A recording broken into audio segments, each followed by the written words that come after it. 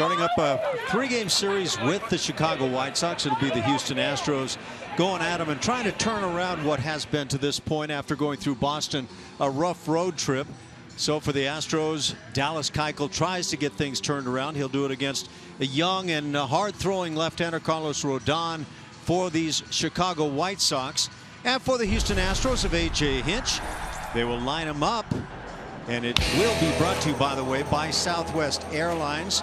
For the Astros, it'll be Jose Altuve in the top spot, followed by George Springer and Carlos Correa. Middle three in the order: Evan Gattis, Colby Rasmus, and Marwin Gonzalez, who is bothered by a very sore foot. Bottom three in the order: Tyler White, Jason Castro doing the catching against the left-hander tonight, and Jake Marisnick will be in center field. It will be left-hander Carlos Rodon for the Chicago White Sox. Should be a favorable matchup for the Houston Astros because Rodon has been getting roughed up this year, having trouble with the walks. You see it's 16 and 39 2/3 innings pitched. But Ash was hinting at the fact that this is a tough road trip for the Houston Astros, tough stretch alone facing some of these #1 teams. But this might be an opportunity to turn things around and take advantage of a guy who's been wild outside and inside the zone, giving up 6 home runs in those 39 2/3 also. Jose Altuve, first pitch swinging, lines it, but hooks it foul. So right at it, he breaks his bat, does Altuve, gets a new piece of lumber. 0-1 the count. Altuve comes into this series hitting .340. Just phenomenal stuff. .430 is the on-base percentage. He is slugging .627 as he sees a ball high. 1-1 the count. The Chicago White Sox are a first-place club in the American League Central. They lead by 4.5 over second-place Cleveland. White Sox 10 games over 500, despite losing their last 2 and 4 of their last 5 overall. The Indians, by the way, 18 and 17. Rodon ahead in the count. And Altuve has been handling just about anything that comes his way. Playing fantastic baseball. The Astros coming off that 4-game series in Boston in which they lost 3, and they were tough ones, and a series that led to a rather sullen flight on over to Chicago a couple of evenings ago. Altuve takes strike 3 called, caught looking as Rodon gets his man to start the game. The backdoor cutter from Carlos Rodon. See that slider break out of the hand, painting that outside corner. Great pitch. That's the kind of command the Chicago White Sox want to see from Rodon. They feel like Carlos Rodon has excellent stuff, and when he needs to, can push his fastball up above 95, up 97. And he brings it at 96 here to George Springer, who stands in with 1 out. Springer has hit in 5 straight and had a big series in Boston at his 2nd career grand slam, driving in runs for the club, and that's certainly something the Astros need right about now. Lines a fastball on a hop to second base. Brett Lawrie with the play, and out number 2. Today's Power Player is brought to you by your local steel dealers. Yeah, it's Carlos Correa, what he did out there at Fenway Park. He hit a couple of bombs. That one well on the lands down street over that left field green monster, and this one was pretty well struck too. Leaked back over the kitchen and he turned on it. Big home run. That would be a good sign for the Houston Astros to have this young man get that power stroke back. Or maybe a little more consistent. I don't know if he ever lost it, to be honest with you, but we'd like to see it a little more consistently. Yeah, I think that's exactly how we feel, and maybe others as well. Been drawing a lot of walks, and it's led to that on-base percentage being very nice. But I think there are also many who feel like Carlos Correa is a guy that can and likely should drive in a lot of runs. Takes a strike, it's a ball and a strike. Carlos has hit in 3 straight.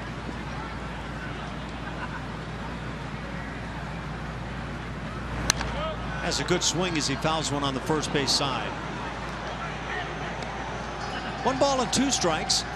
Carlos Correa batting with 2 outs here in the first inning, and the base is empty against 23-year-old left-hander Carlos Rodon. And up to 98, and that's something we haven't seen to this point with Rodon. But we have been alerted to his stuff. It is on the high end of excellence. Off speed, and he gets Correa on strikes. 2 strikeouts in the first inning. A 1-2-3 frame. We go to the bottom of the first, scoreless.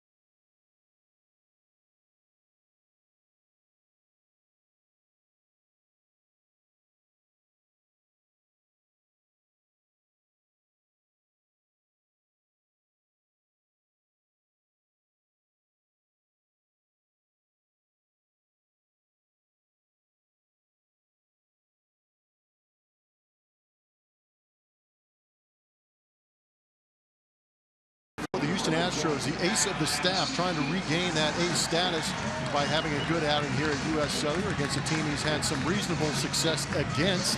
See the numbers on the season, but in his career against the Chicago White Sox, 2-2 with a 2.30 ERA, and last year in 2015 pitched extremely well, even though he had a 1-1 record, had a 1.13 ERA. So Dallas Keuchel set to work. 1-4 on the road this year. Of course, we know the overall numbers not at all where Dallas would like. He starts it nicely at the knees and does not get a call on the left-hand hitting Adam Eaton. Eaton with a 3-game hitting streak, and that looked like right down the middle. Perfect pitch from Dallas. So he throws one right down the middle, gets the called strike. Tony Randazzo, that home plate umpire tonight, and let's see what Randazzo saw.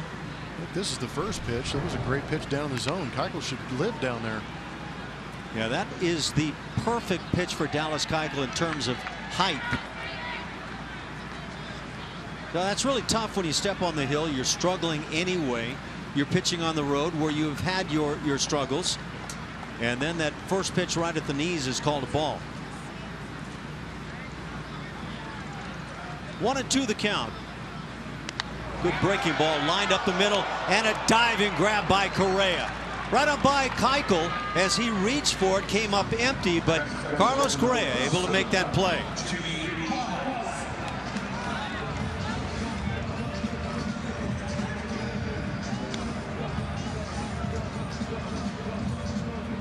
Good start for the Astros, and keep an eye on that slider for me from Dallas Keuchel. I want to see a little bit sharper break.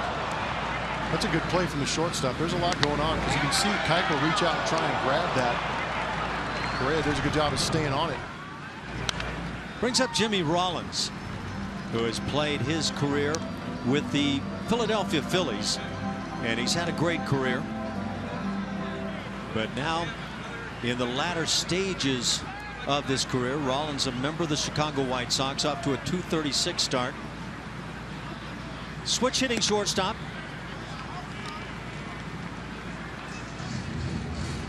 Guy that has put up numbers that have made him among the best shortstops in the game for a long time, as a 2-ball and 1-strike count.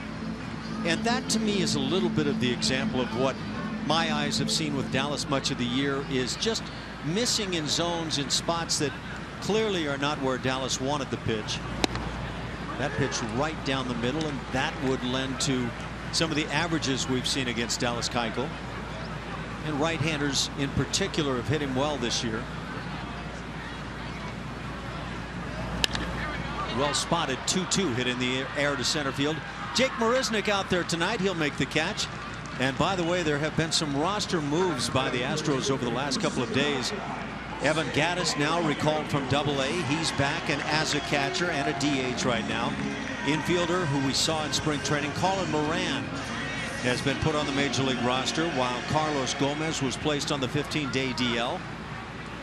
In the process, Asher Wojciechowski, who we saw last year with the Astros briefly in the major league, designated for assignment, as Tony Kemp is now up at the big league club. Eric Kratz has been designated for assignment, and Preston Tucker sent back down to the minor league. So a lot going on with the Astros, and I guess it's the sort of thing, Blummer, you expect. You certainly will see when a club is struggling.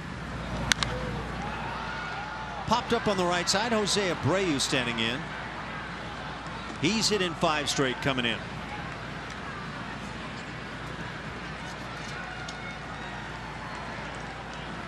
A.J. Hinch has had a lot going on with this club and a lot on his mind in recent games.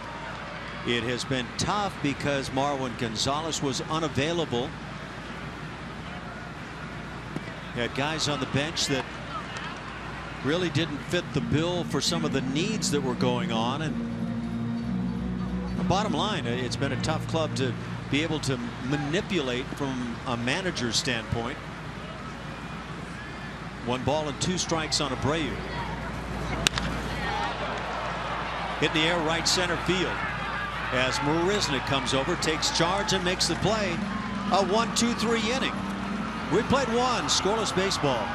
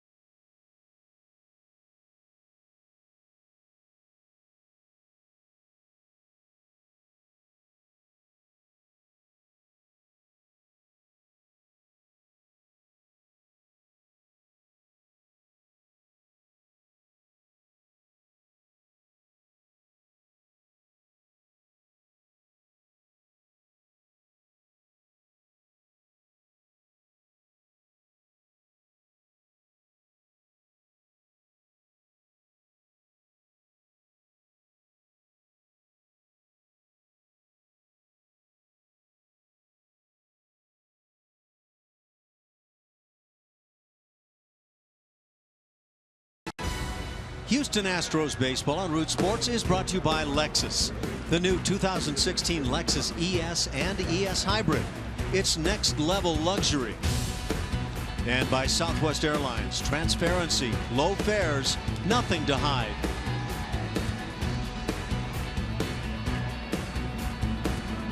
Each side 3 up, 3 down in the first inning. A couple of strikeouts for Carlos Rodon of the White Sox. Here in the second inning, it'll be Evan Gattis, Colby Rasmus, and Marwin Gonzalez. Evan Gattis fresh up to the ball club. Before leaving, he was 0 for his last 4. Has that batting average just over the 200 mark. Just a bit outside. There you go. Thanks, you. Good to see Evan back. It is. Looking very good up on the big board out in center field. Hits one on the ground up the middle. So he starts off very well with the club. He's the DH, by the way, tonight. Leadoff single here in the second inning. First base runner of the night for either club. We'll take a look at that last pitch on our MD Anderson strike zone. First one was a little out of reach. This one a better spot. Just punches it back up the middle. Swinging the bat well down there in Corpus Christi on that kind of a catching assignment. Good to see he brought the bat with him early. While down in the minor leagues, Evan Gattis played in 7 games and hit .360 in that span. Had a double, 3 home runs, 6 RBIs, so he was swinging it very well. He's aboard for Colby Rasmus, who has hit in 3 straight coming in. Colby playing in left field this evening. What's he got on there? What sleeves are those? He's got the camo sleeves and then covered up with the guard, I guess. That has got to. I'm not even sure if the league would approve of that, but I'm not sure. Kudos to him for throwing it out there. Did he take his suit off from the flight the other night? He just threw his jersey on over it. That's impressive. I've yet to see that skit go out there. Colby's not afraid. No, he's not scared at all. How about Gattis? No sleeves, no batting gloves, gets a knock. And it's a rather chilly evening in Chicago. In fact, this afternoon, I'm not sure it got up to 50. No, I don't think it downtown did. Chicago. Yeah, here we are on May 16th, 17th. I mean, it is cold even for the natives. For my likes, even though my phone was trying to tell me it was near 50 degrees, it was nowhere close. Fly ball shallow left center field. Coming in to make the play is Austin Jackson. That's the first out here in the 2nd inning.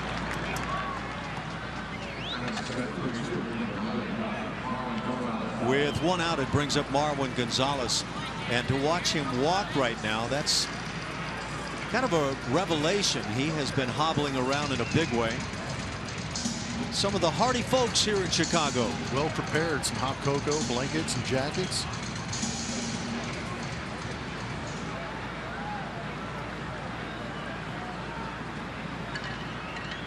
Not a big crowd, but they are some brave souls. And for those that are White Sox fans, they are looking at their first place club. The Astros simply in that mode in game 40 now on the season, that quarter pole mark, trying to get it turned around. And that really bottom line is what it's all about for A.J. Hinch's guys.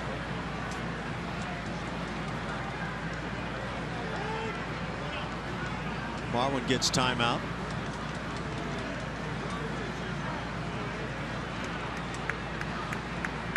The Astros start the night 8th in the American League in runs per game. They're right at 4.25 runs a game.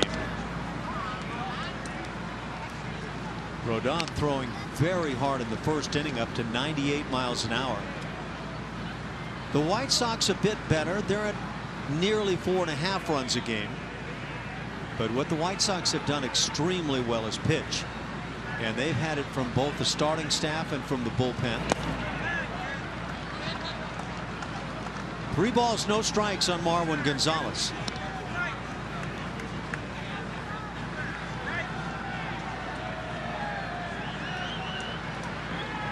Right-handers are hitting .304 off of Carlos. He's given up 6 home runs, 5 of those to right-handers. The Astros still leading the league in stolen bases as Marwin takes a strike. But on the flip side, they've also been caught more than any other club. 13 caught stealings for Houston.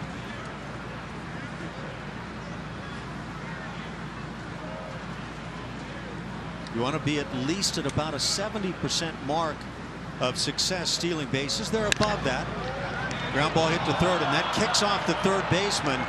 Saladino unable to come up with it, and everybody is safe. It is an E5 on Saladino. That puts Gattis at second. Marwin Gonzalez at first as Tyler White comes to the plate. And for those of you wondering, that is not Todd Frazier. Todd Frazier is on this roster. He's in the town, but he is not playing today because of he's got some flu symptoms going on, so he's unable to play today. We'll take a look at this on our mattress firm Supermo. Kind of get stuck on your heels sometimes if you're not anticipating the ball. It doesn't look like Saladino right there was anticipating it, got eaten alive by that ground ball. 1 out, a pair aboard. Tyler White stands in. It's that semi-flinch, at least on that, on a pitch nowhere close to him. But I thought that was a strike too. Yeah. I'm not sure where the bottom part of the zone is right now from Tony Randazzo. Right in that area where Dallas Keuchel needed to see a strike called. Again, Tony Randazzo, the home plate umpire. Around the bases, Dan Bellino, Adam Hamari, and Tom Hallion. Hallion is the crew chief. He's down at third base.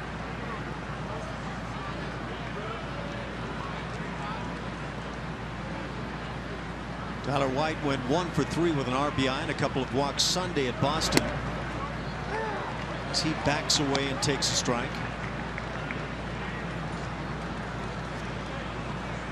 Tyler has hit safely in 4 of his last 7. What is just the oddest move going on for Tyler White at the plate?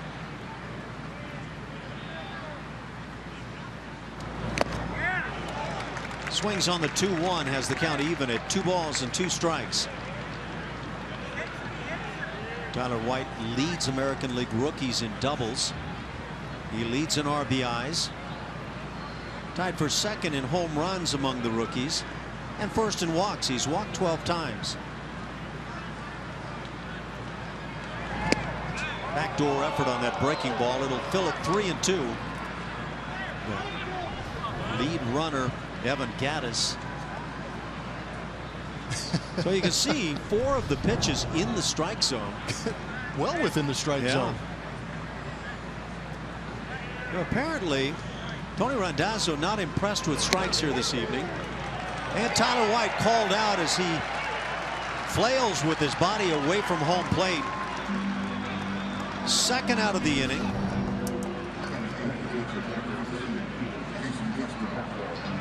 Quite interesting so far. Called third strike out of the zone.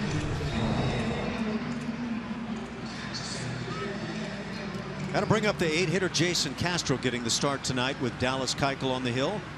And of course facing the left-hander. Jason Castro swinging a much better bat in recent games.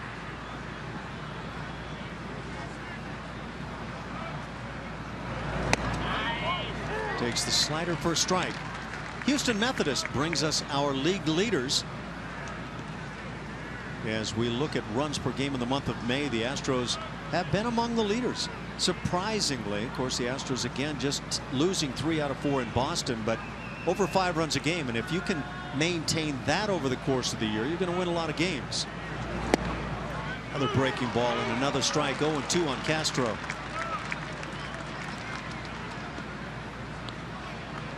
Jason was 0 for 2 in that final game against Boston Sunday.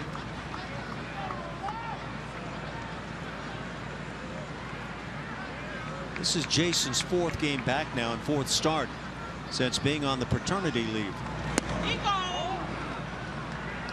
1-2 the count.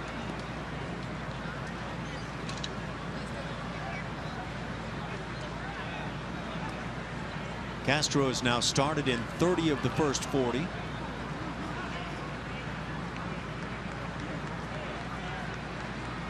And we talk about Castro picking it up with the bat as he lines one to left field. Solid base hit. Being waved home is Evan Gattis as the throw comes into the plate and kicks away. And Gattis will score the game's first run.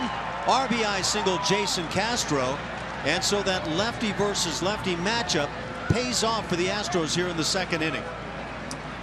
Beautiful piece of hitting from Jason Castro. We saw him in that Red Sox series doing a good job of driving the ball the other way, getting some mistakes and pulling them. But right here does a good job of getting on top of this fastball and ripping it the other way.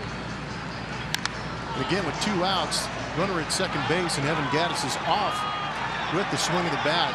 Gary Pence takes a chance, runs on Melky Cabrera's arm, and good choice. Adam Eaton in right field is the guy that's going to be tough to run on. 7 assists already for Eaton. Jake Marisnick, the 9-hitter, stands in. Jake takes a strike, hitting just 100. It has been, to say the least, a slow start for Marisnick.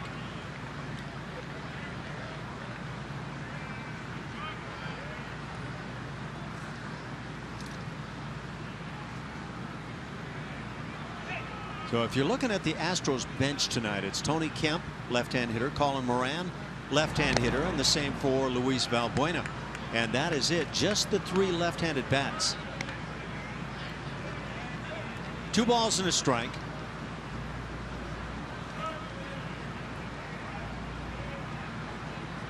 Jason Castro, by the way, was hitting .050 against left-handers coming into that at bat.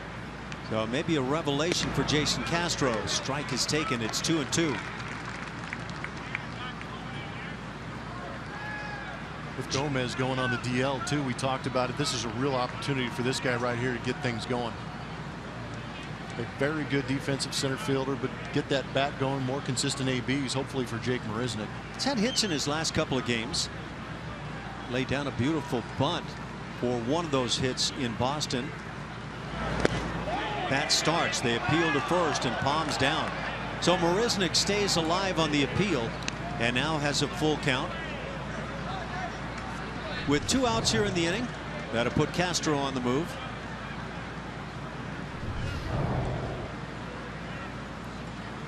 And Jake Marisnick, like some of the names we were just talking about, recently recalled from AAA. That was on the 5th of the month. There goes Castro. The ground ball back to the mound. And Rodon with the play. He'll jog it most of the way to the bag. And that'll do it for the Astros in the 2nd inning. They get a run on the RBI single by Jason Castro.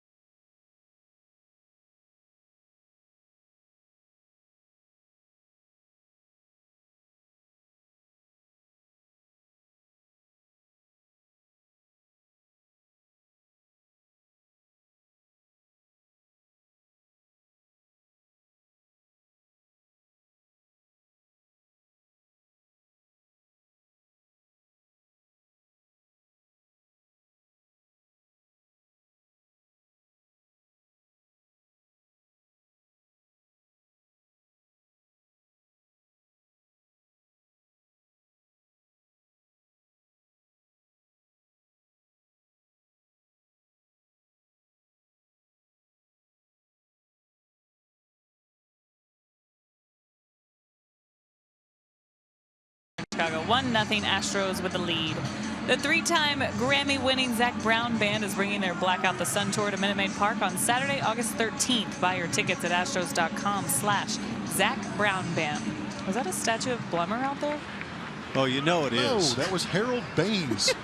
I know where yours is. It's in the front. Your statue's in the front. Please tweet at Julia Morales. I didn't bring it up. You're very good at that. Thanks, Julia. As we go to the bottom of the 2nd inning, Keuchel under the knees gets a ground ball to shortstop. There's the gun from Correa, and out number 1. Yeah, that's what you want to see from Dallas Keuchel. First pitch ground ball. That's good fastball down the zone. Get a hitter to hit the top half of the ball. Use that defense. Very nice. Yeah, that's the Dallas Keuchel that succeeded so well certainly last year and really had an excellent year in 2014. But this year, after having really a perfect spring, did not allow a run the entire spring, has had his struggles since his opening start. Pitched very well against the Detroit Tigers in his 2nd start.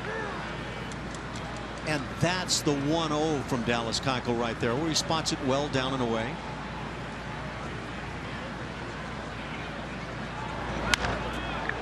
Pitches line foul to the seats. 1-2 the count. Melky Cabrera at the plate. Fine switch hitter. And certainly a veteran of the Major League Wars. Hitting .305. One of the guys with the White Sox who's gotten off to a solid start. It's just a piece on that one. That was a good slider from Dallas Keuchel too. Some better break on that slider, a little bit sharper, good location on it down and in. That's the one you were calling for, wanting to see more from Dallas now. Tries the backdoor version. And that's the combination Dallas wants to work with. He wants to be able to throw that sinker inside, tie up some of these hitters on this cold day, but also throw that down and in slider where you saw that swing where Melky Cabrera just got a piece. But when he does that, really tries to go away with that off-speed changeup. 2-2 pitch and on the ground to short. Couple of ground balls to Carlos Correa. And 2 outs here in the inning. And again, exactly what you're looking for with Dallas Keuchel. Oh, Jason, you're my favorite. Thank you. I don't think they mean it. Some people will say wow, that. That's but insensitive, Ash. You know what? I think that they're. You don't believe in Jason? Well, I do believe. Well, maybe not. I'm going to use. It was a powerful home run. Is the point? Brett Lawrie now stands in. Now playing at second base after playing at third base last year. Lawrie takes a strike on the outside edge. Very energetic player. Guy who came up with the Toronto Blue Jays. And kind of set the world on fire when he initially came to the big leagues. Moved on to the Oakland A's last year. I don't think I played the game with enough flair. Look at all the flair these guys have these days. We got a mouth guard. We got. What color was your mouth guard? We've got rec specs on. We've got camouflage elbow guards. Did you go? You went with the basic black on the mouth guard? I didn't know you could wear a mouth guard. I think Jose Batista wishes he wore a mouth guard. You know what? I think I saw that as of the next day he had a mouth guard in. There's some more, yeah. I mean, how about the camouflage flare on the sleeves, if you can see it? A little hidden out there. Can you see? Does he have arms? There's a glove at the end of that jersey. Drive to right field. George Springer going back in the corner on the run and makes the play. Nice play by George Springer as Dallas Keuchel gets through a second 1-2-3 inning on the evening. Through 2 innings, the Astros on top 1-0.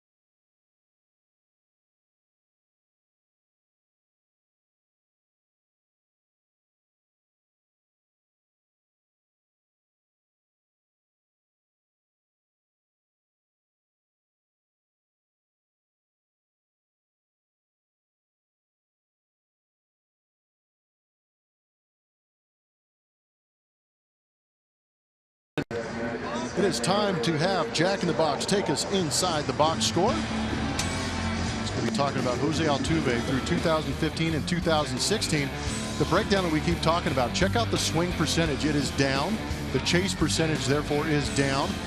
But in doing that and not chasing those pitches out of the zone, it is forcing the pitchers to come back into the strike zone.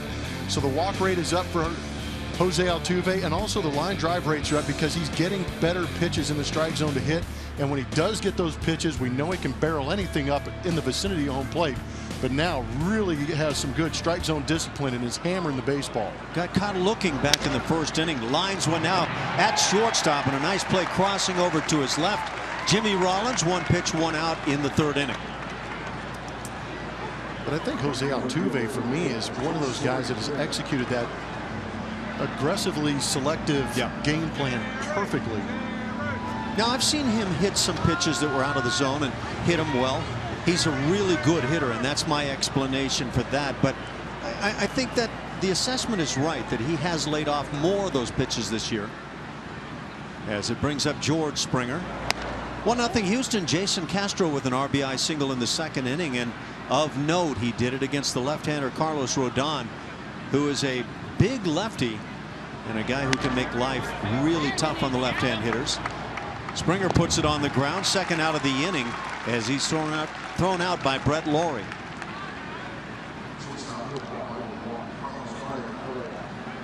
I'll bring up Carlos Correa. Strikeout victim in the first inning.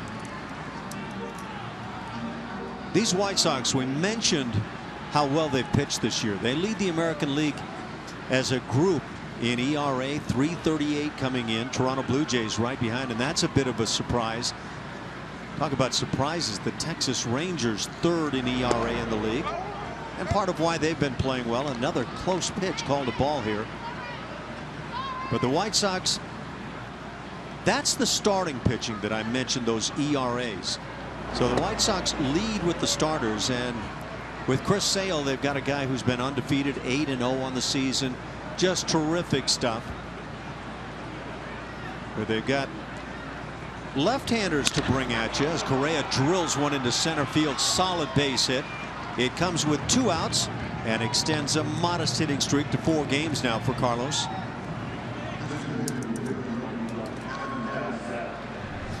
Swing is looking good from Carlos Correa. We showed you a couple of bombs he hit in Fenway earlier. This one just hammered up the middle. It's one of those base hits. We saw George Springer do it a couple times last year too, where they hit the ball so hard. If there was any kind of trajectory or elevation on that, it gets out of here.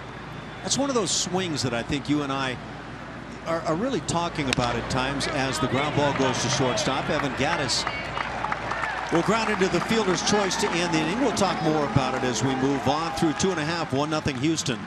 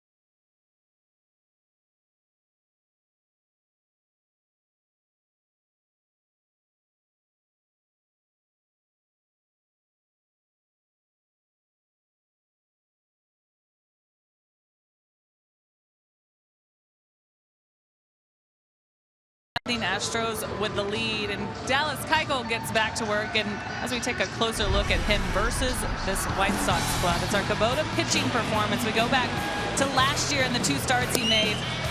11 hits, 2 earned runs, 16 strikeouts over those 2 starts, dominating, which is what we saw Dallas Keuchel do all of last season in that Cy Young Award year for him. Had success over a lot of righties in that lineup too, and he's seeing that here tonight, a lineup that's really good at the top of the order, just like the Astros, so he's got to get through there. He's done that so far tonight, but with Dallas, who struggled early in this season with just a couple of really good dominant starts in between here and there, he said strike one is the most important thing for him right now. So he's simplifying things, guys, on the mound here, trying to get back and feel that groove, feel like the Dallas Keuchel we've seen before in the past. And to Julia's point, thanks Julia, strike one delivered by Dallas Keuchel and strike two right on the edge. Yeah, strike one is so important, but once you come up with it, then that next pitch becomes the important one, and Dallas Keuchel was able to string that together Better really than anybody else in the major leagues last year. In the American League, to be sure. Mentioned the Chicago White Sox this year leading among with the starting pitching in ERA. The Astros happen to be 13th among the 15 clubs. So starting pitching has not been a strength. 5.09 ERA for the Astros staff. Up to this point this season, I don't think we've seen Dallas Keuchel pitch in a rhythm like we saw last year either. I completely agree with that. And yet I would say, as we watch the changeup, that in spring training it looked almost too easy for Dallas. The bullpen for the Astros has been better than the starters. That ERA just under the 4 mark, and they slot 11th in the league. Strike 3 as Jackson swings through it. So Keuchel gets him on the 2-2, his first strikeout of the night. Just a well-located fastball down in the zone, not really trying to trick anybody, but good late movement on that sinker that we're used to seeing. That'll bring up the catcher, Diana Navarro. But to the point about the White Sox pitching so well, and the reason they're 10 games over 500 and in first place, the White Sox bullpen is 3rd in the league and an ERA of 2.78. They trail only Baltimore and Kansas City.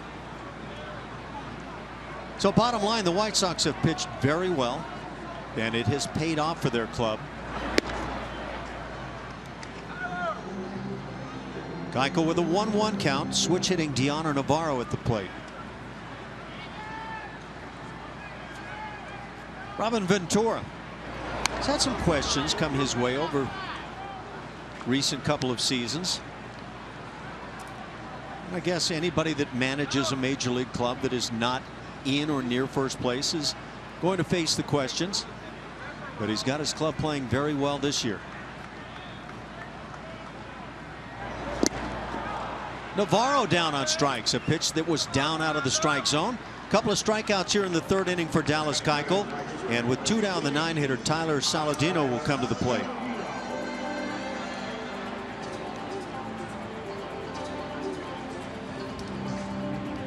Saladino has hit in 4 straight. Jeff Blum talking about Saladino playing down at 3rd base. He's been charged with an error already.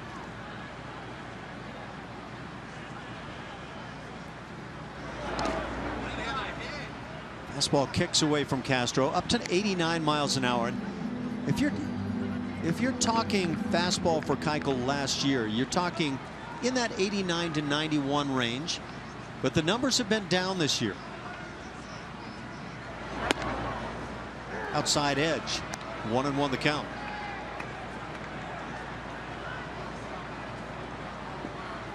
Saladino hitting .262.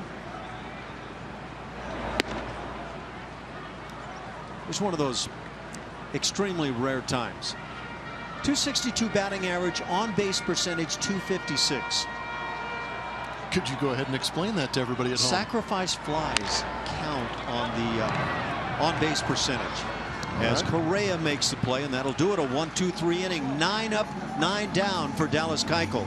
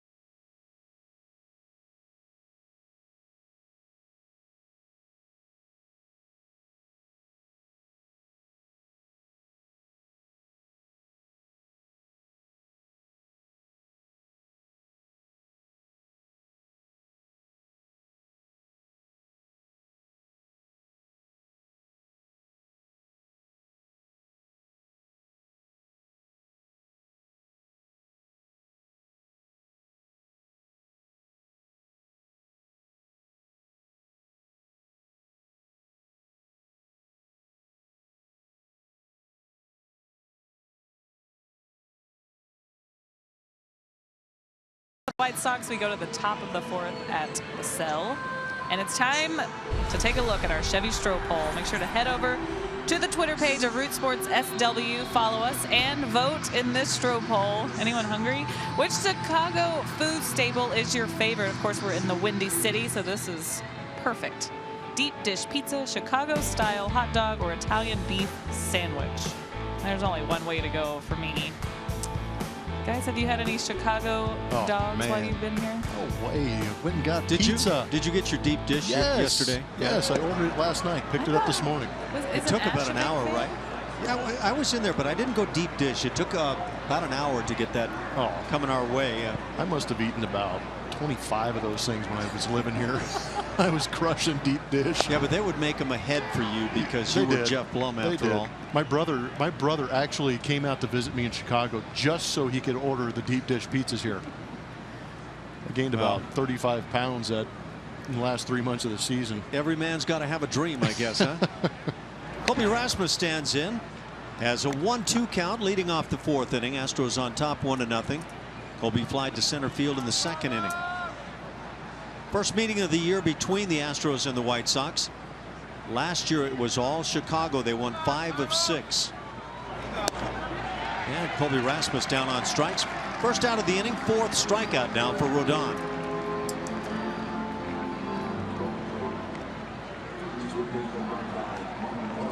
In those 6 games for the Astros against the White Sox last year, the Astros scored a total of 10 runs. Is that not going to do it? Generally, you won't win a lot of games. In fact, I guess the Astros have to feel pretty good that they've picked up 1 win. The White Sox had an ERA of 1.67 against the Stros last year. Marwin Gonzalez swings through the slider. Yeah, but the Astros weren't the only team that kind of had that type of season facing them. The Braves against the Cardinals. Cardinals put up I should say the Braves pitching staff had a 1.17 ERA against St. Louis last year. Cubs with a 1.57 against the Mets. So some tough times are had by various clubs over the course of a year.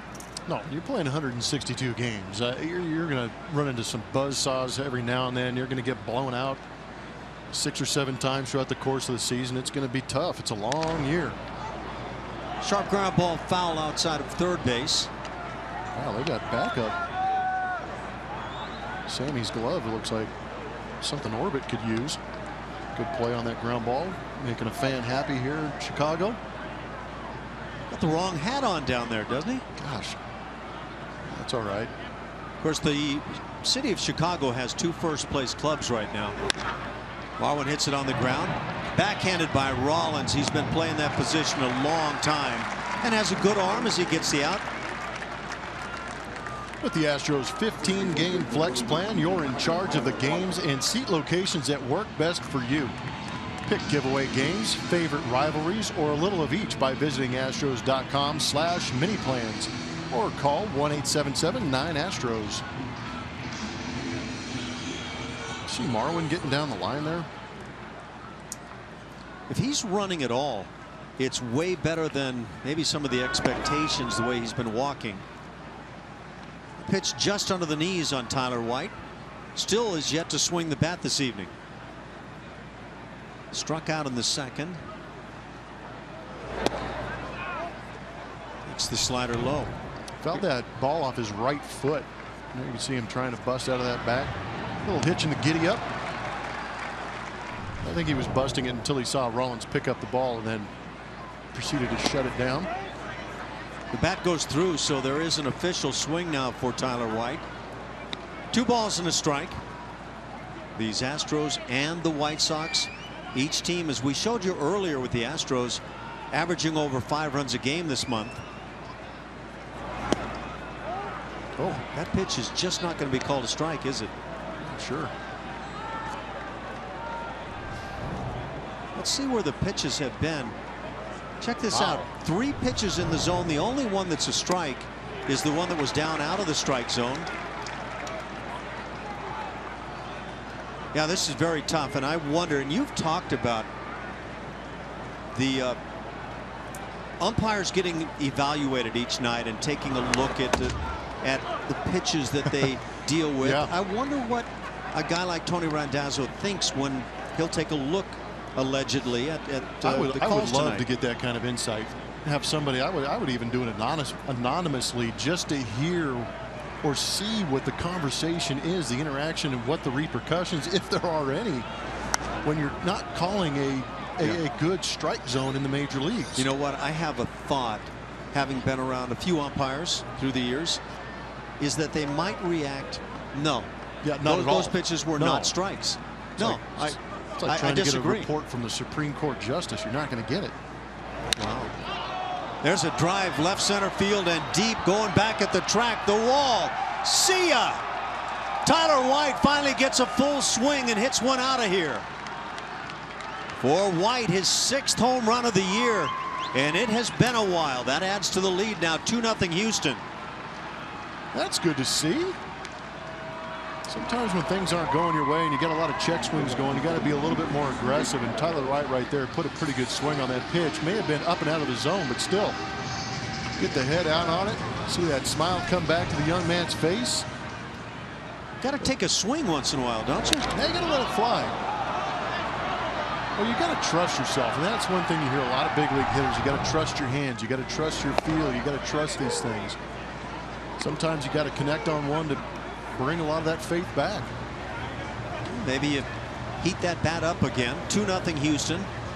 Jason Castro has driven in the other run tonight. Solid base hit the other way in the 2nd inning. That plated Evan Gattis, who had started the 2nd inning with a base hit. The Astros with the only 4 hits of the evening.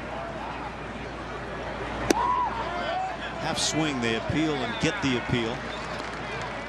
1-2 the count on Jason.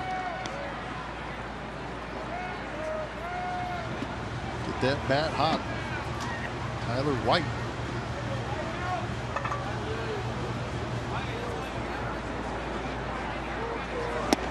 Slider got him looking.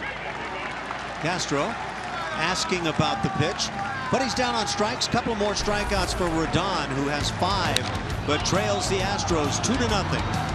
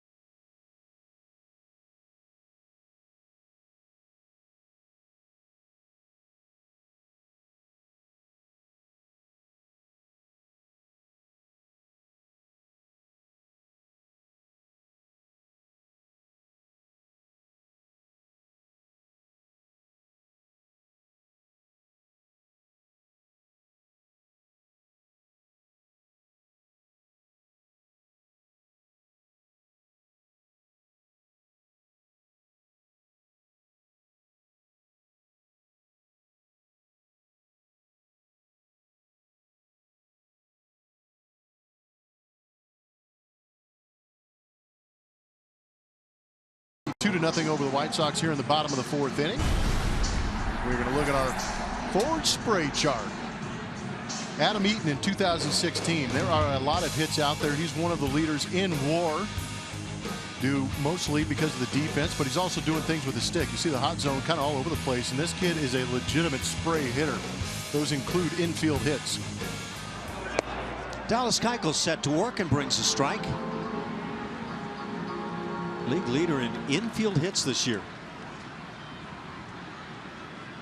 Yeah, they are raving in Chicago about the defense he's been playing in right field.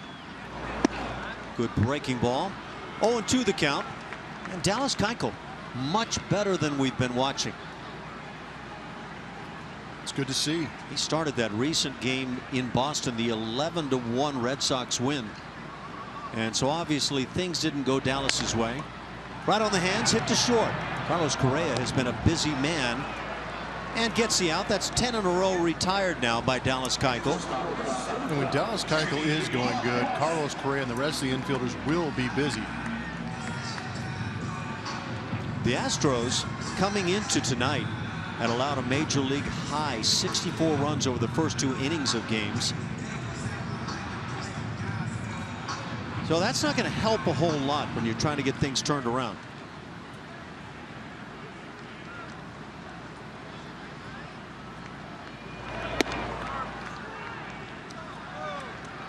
And it would appear that some of the White Sox hitters this evening are going to the plate looking for maybe seeing a strike and then moving on. And that might have been the scouting report on Dallas coming in as he finds the zone once again. But it's not the Dallas on the mound here this evening.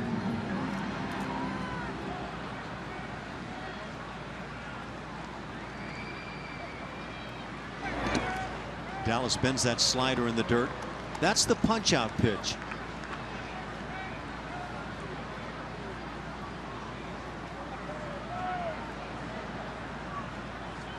One and 2 the count. Long-time switch hitter Jimmy Rollins. Little guy, but it has a lot of power. He's down on strikes, and a very good changeup from Keuchel. Just Dallas's second strikeout tonight. Make that third. Good changeup. You see the fade on that pitch. Very nice execution on that pitch for Dallas Keuchel. That AB was a little more true to form.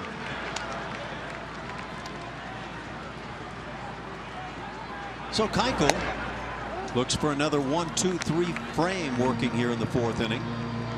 The very dangerous Jose Abreu at the plate. The numbers are not big for Abreu this year. A couple of years ago, he came on the scene coming out of Cuba and just tore up the American League. Very good change.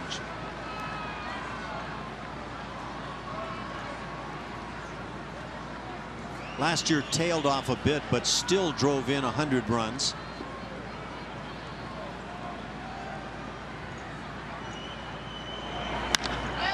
Drives one to center field and deep. Marisnick running out of room, and he won't get there.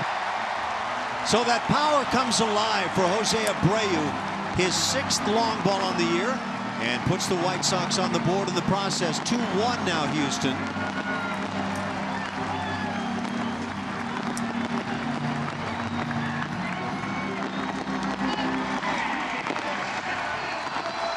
That changeup was a little more of the hanging variety. Left up in the zone. Abreu saw that one for quite a while, got extended on it and drove it out of center field here at U.S. Cellular. Yeah, that had plenty to spare as it cleared center field. So that first base runner of the night for the White Sox didn't stay on base for very long. 25 RBIs for Abreu. By the way, Abreu hit 30 home runs last year as he fell off from 36 his first year in the majors.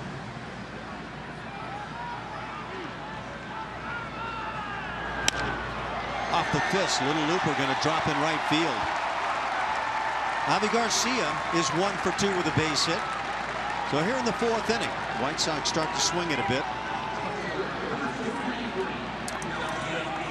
That pitch right there, not scalded. Chris Garcia does a better job of staying inside out. I think that's one you want to make sure that Dallas realizes was a very good pitch on the hands. Little thumber picks up the base hit, but stay with that pitch throughout the evening. Melky Cabrera grounded to shortstop in the 2nd inning.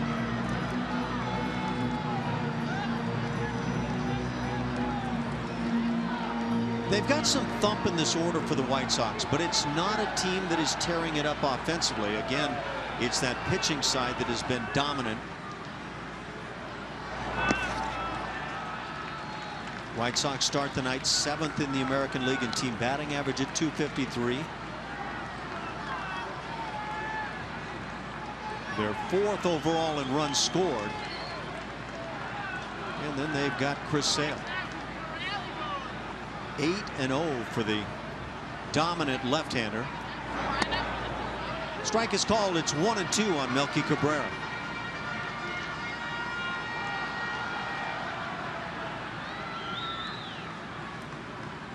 Matt Latos got off to a great start, but over his last few starts has scuffled.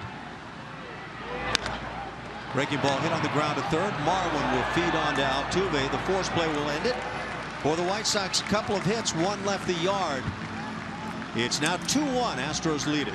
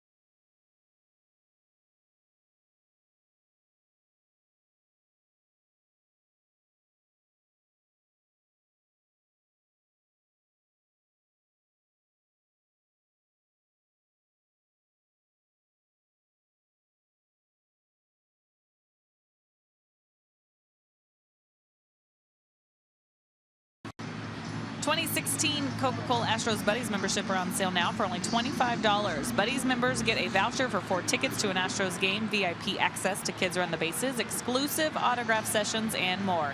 Memberships for kids up to 12 years old are available by visiting astros.com/buddies. Jake Marisnick leading things off here, somebody that A.J. Hinch has been talking a lot about with Carlos Gomez going on the DL. This is an opportunity for Jake to step up, get that bat hot, and help this team out the way that he wants to. Was really struggling there early. AJ said he was starting to chase some hits. It was just in between timing wise. So this is a chance for him to get some consistent at bats, Blummer, like you were saying, and feel better about what he's doing at the plate. Pop up on the right side. And one down here in the inning as Brett Lawrie makes the play. Is Julia still down by the dugout? Yes, I am. What? How are you feeling right now? I'm toughing it out. It is freezing out there. Frozen. Good grief. I have on 9 layers. It's the middle of May, Julia. Let's warm it up. No, I walked around and all the locals were wearing their scarves and boots, and I was like, I'm doing it. If they can do it, I can do it. May 17th, December 17th, whatever. Jose Altuve 0 for 2 on the night, lined out in the 3rd inning. Jose's hit safely in 8 straight. And with the 0 for 2 night, sees that batting average dip to .335. Hits one up the middle on the ground. Glove by the second baseman Lawrie, but no play. Infield single for Jose Altuve, a 9-game hitting streak. He's aboard with 1 out for George Springer.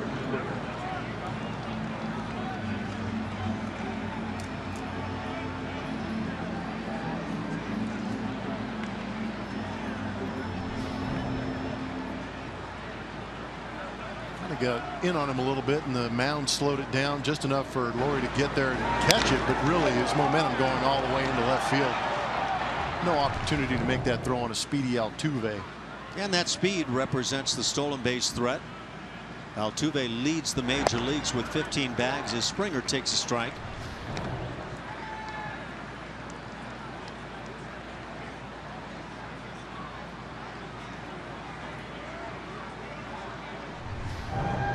Brett Lawrie came up through the minor leagues as a second baseman, but when he got to the big leagues became a third baseman right away. Had a lot of struggles with throwing errors, in particular last year with the Oakland A's. Springer twice has grounded out to second base. He's hit in 5 straight.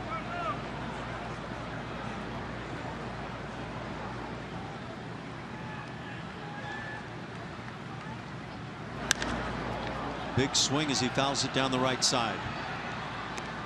1 ball and 2 strikes on Springer. Rodon has struck out 5 through the first 4 innings.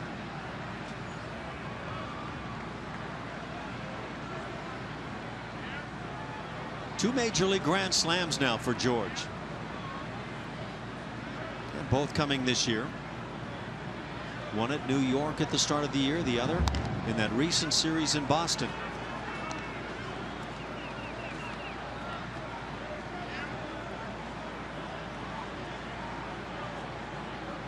George had 7 hits in the Boston series.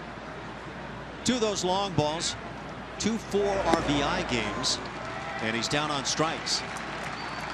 6 now for Rodon.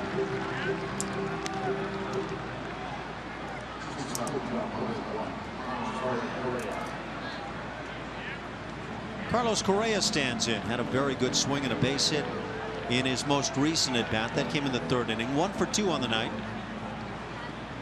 We were mentioning at the time that was the type of swing, Blummer, that I think all of us are looking to see more from Carlos.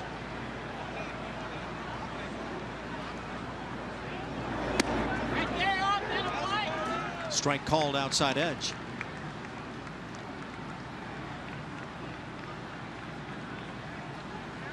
Correa comes in lifetime with a .286 mark against these White Sox.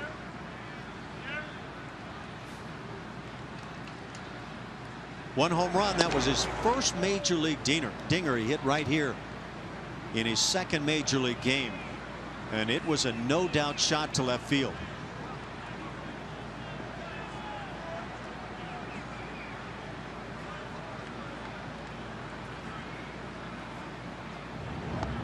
And the toss over to first base.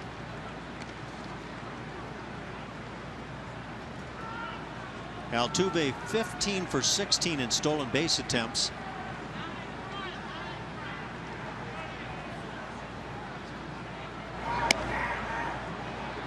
Two and 1 the count. Good time to hit. Last thing Rodon wants to do is fall behind 3-1 and be forced to get back in that zone, but at the same time, Carlos Correa swinging the bat well, hitting the ball hard, putting good swings on it. Get him a good pitch right here. Drive it. I like it. Very good swing. It's a 2-2 count. Rodon left-handed, but he's been susceptible to the running game this year. 10 stolen bases against him in 13 tries. And you would think if you ask Carlos Correa, would he rather bat right here with a man at first or second? The answer would seem very logical. They had a good swing on that slider. Rodon's gotten away with a couple here the last 2 pitches.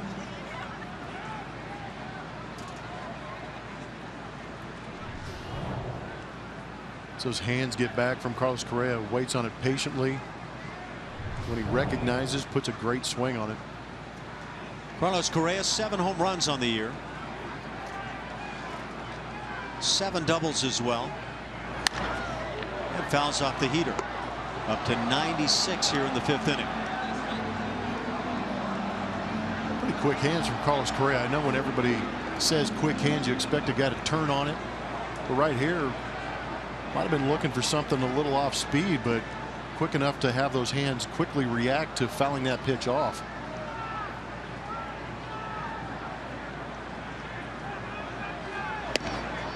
And now 3-2. So Altuve will be on the move.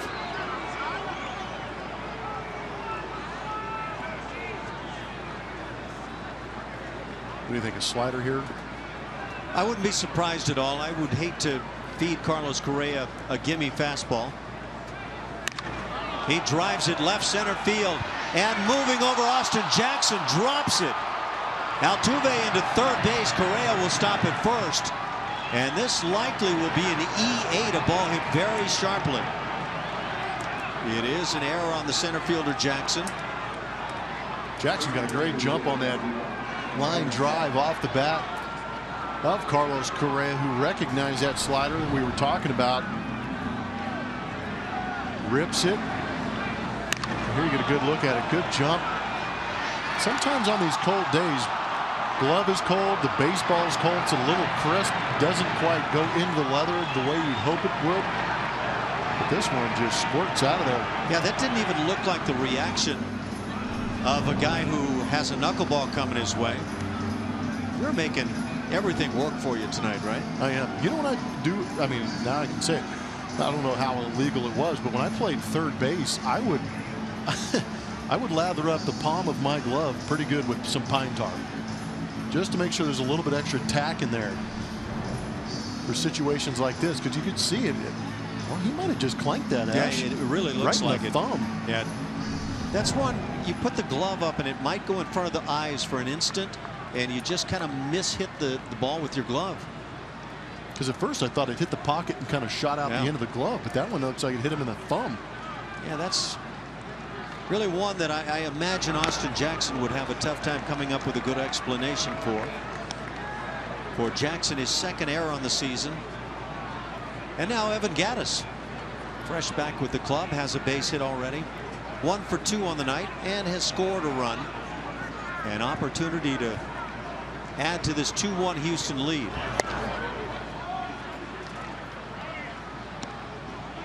We talked about some of the numbers for Evan while playing at Double-A in his rehab. Hit 3 long balls, so he was swinging the bat very well.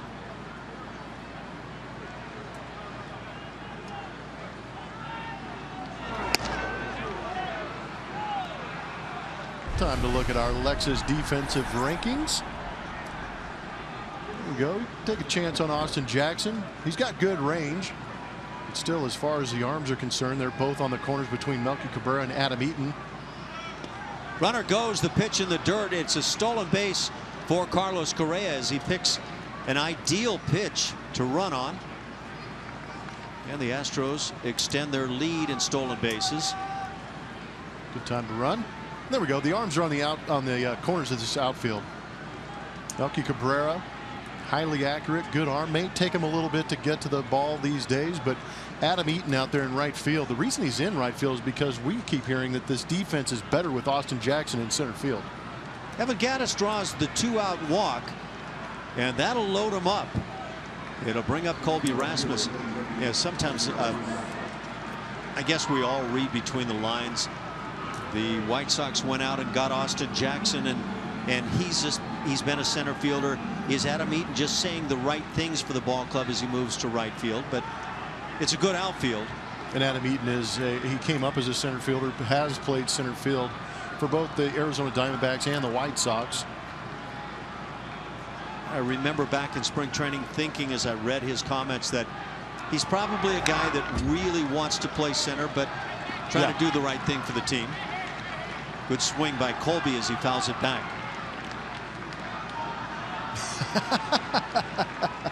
There it is. Okay, so just put a uniform top over that, and you got Colby Rasmus tonight. He actually has that suit, though, doesn't he? We've seen him on the plane with some sort of camouflage suit. That's what I'm saying. He popped off the plane with this camo thing on, and he's ready to go. He has 2 camo suits. My bad. Not just one. With a little hint of bright hunting orange. I was going to say, you got to have that like traffic cone orange mixed in there. Does. It's very nice. He has a matching hat too, doesn't he? The camouflage cowboy hat. Oh yeah. Impressive. Our Hollywood reporter Julia Morales. Not only does she know baseball, she knows fashion. Absolutely. No, I don't. He did get that new suit before the season started, remember? Well, out of us 3, you are definitely the fashion expert. I happened to see Julia out jogging the lake this morning with her boots on, and it was quite a sight. That explains the Achilles damage she's doing to her.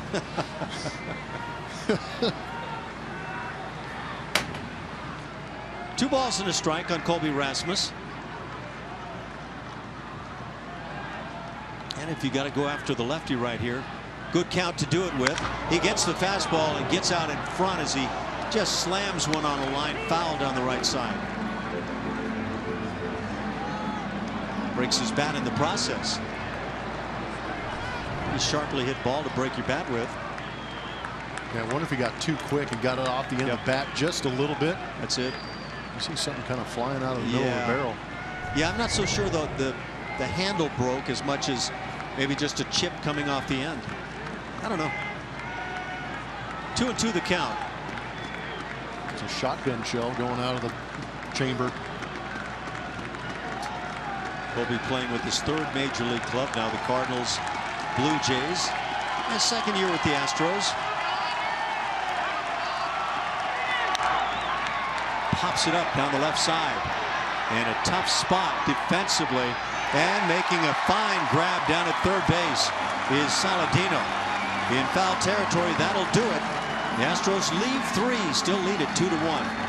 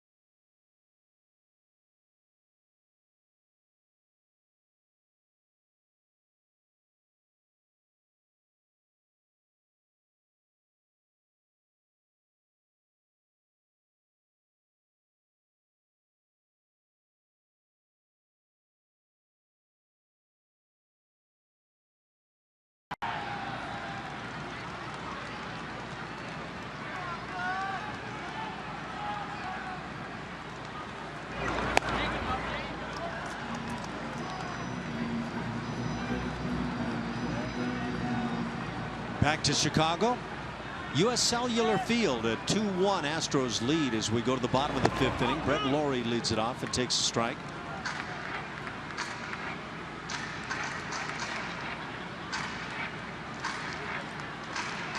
Laurie hitting .266, has some pop, 5 home runs on his season. Dallas Keuchel very sharp through 4 innings. But the first base runner of the night for the White Sox was Jose Abreu, who launched one to center field. That's the only run of the game for Chicago. They've had one other base hit by Avi Garcia. So the count's now at 2 balls and 2 strikes.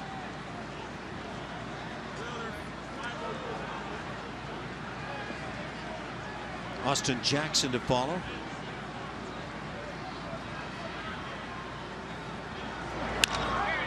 Changeup line softly right at Jose Altuve, and out number 1.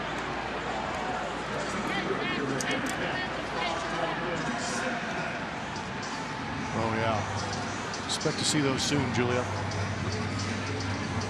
I'm gonna be running with them, I guess. So. Look at that. You just don't drop your heel and kind of toe the whole thing. There's really not much of that shoe that actually hits the floor. There's a drive to right center field. Marisnick in the gap. He'll make the catch. As Austin Jackson flies out, a quick second out in the 5th inning. That'll bring up Deoner Navarro, who struck out back in the 3rd. Dallas Keuchel with 3 strikeouts on his evening.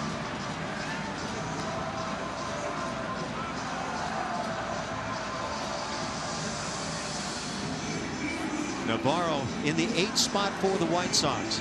60 pitches now, and Dallas Keuchel has really conserved well this evening.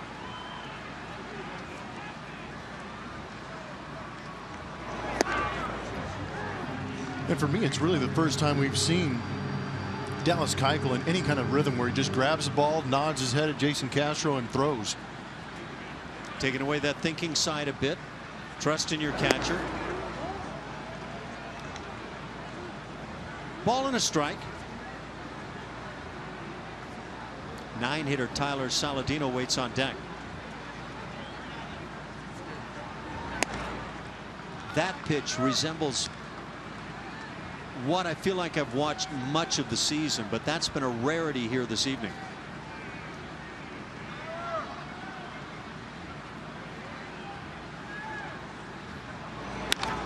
This one driven to left field, deep at the wall. Rasmus can't get there. It's off the wall. Jake Marisnick backing up, will bring it back in. It's a 2-out double for Deoner Navarro. And he applauds himself. Follow Astros baseball live and stay up to the moment with Game Day. Live highlights, StatCast, and more with the MLB.com @Bat app.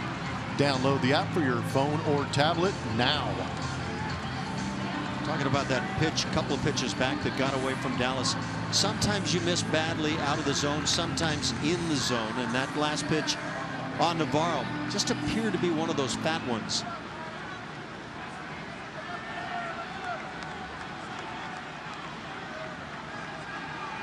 So with 2 outs, man in scoring position. Tyler Saladino, who made that nice running grab down the left field side to end the previous half inning. Watch this last pitch from Dallas. Yeah, this one drifted right back into the barrel of Navarro. Center cut.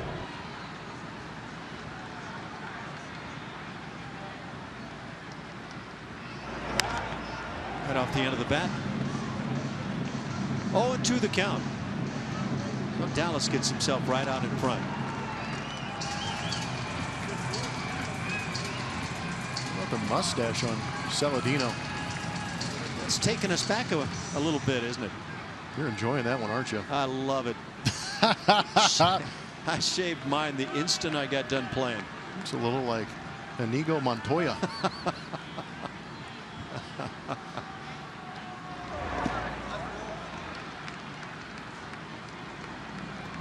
What movie is that? The Princess Bride. Yeah, that's what it is, yeah. That was a big one. Had to be watched over and over at the Ashby household.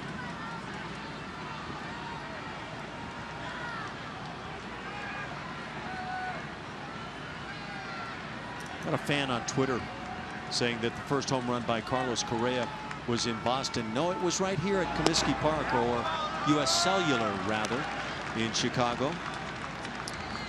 Indeed it was. Second game in the major leagues for Carlos. So check it out. You'll find it right here.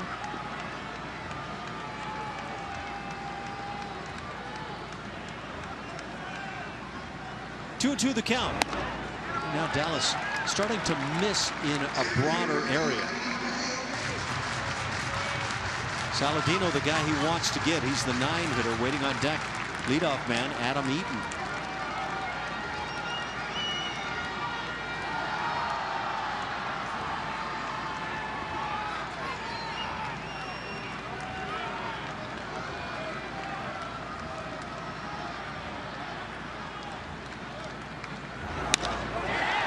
Line to right. Springer going back, won't get there. Up against the wall. Extra bases. RBI double for the 9-hitter Here's Saladino, and the White Sox have caught the Astros here in the 5th inning. It's a 2-2 game.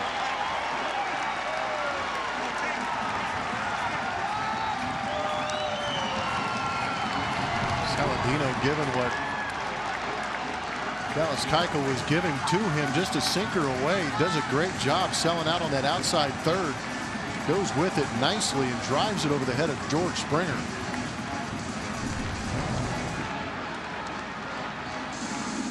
So in the first inning, where it appears that Dallas Keuchel has lost a bit of that command, suddenly the White Sox able to string a couple of hits together with 2 outs. Have a man in scoring position now. Top of the order, Adam Eaton at the plate, 0 for 2 on his night.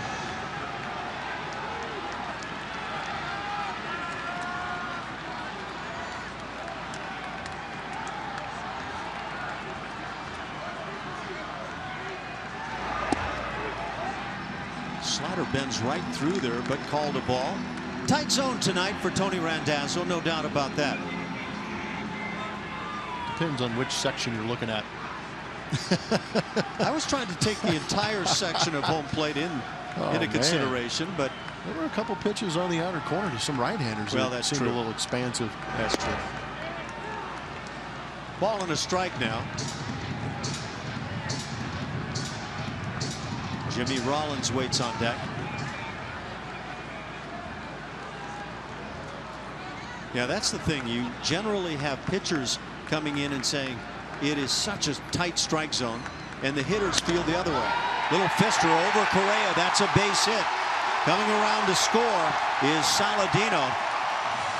And a 3-2 White Sox lead on the RBI single by Adam Eaton. All of these base hits and RBIs coming after 2 outs in the inning. Some 2-out lightning from the Chicago White Sox against reigning Cy Young Award winner Dallas Keuchel.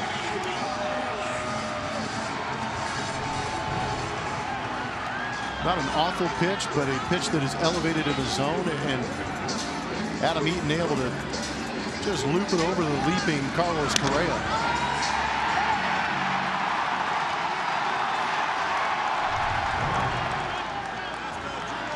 Three consecutive hits with 2 outs. Jimmy Rollins stands in.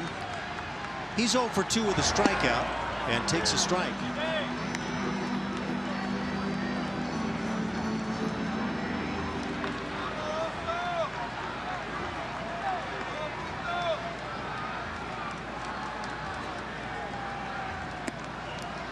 Fades that changeup down and away. 1-1 the count.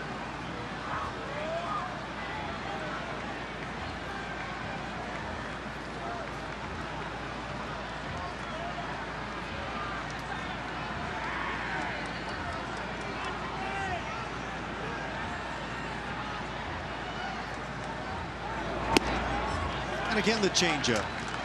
2 balls and a strike.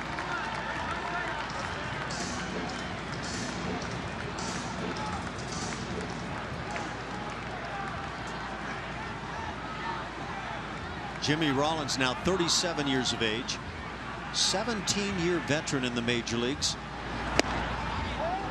Just away, it's 3-1. Rollins came to the big leagues with the Phillies in 2000. And you're looking on deck at Jose Abreu, who started the thunder for the White Sox tonight, a 4th inning home run. They've done their damage with 2 outs. This is looped to right field, dropping in front of Springer. 4 consecutive hits, and now Keuchel has to face Abreu.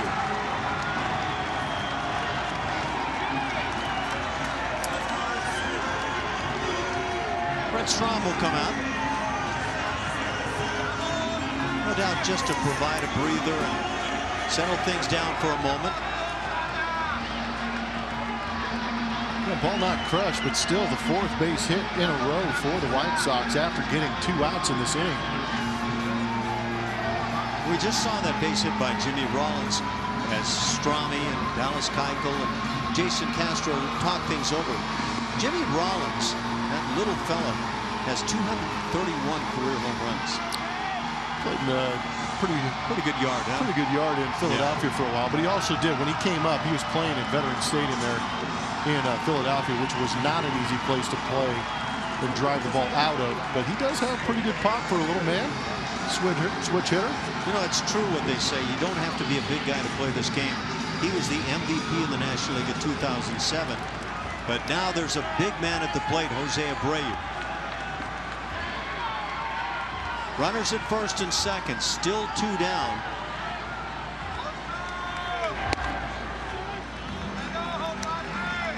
And Keuchel falls behind.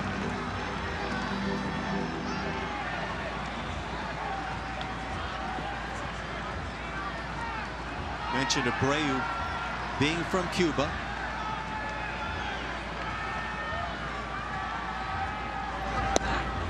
Good slider at the knees. Good pitch getting on the hands of Abreu. Pitch he hit out to center field was a hanging changeup up out over the plate. Might be looking out there again. Benefit of the call there. Just the 3rd year in the major leagues now for Abreu. That first one in 2014 was dynamic. He's been an all-star. That came in 14. He was 4th in the MVP voting that year and an easy Rookie of the Year. Picked up a Silver Slugger award. He led the American League in slugging that season. And now 3-1. Though Keuchel dangerously close now to loading him up. And the dangerous Avi Garcia waits on deck. And A.J. Hinch was watching his pitcher pitching very well coming into this 5th inning.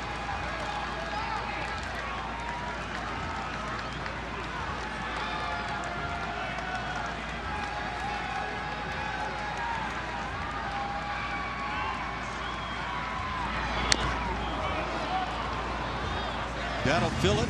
That'll put the runners in motion.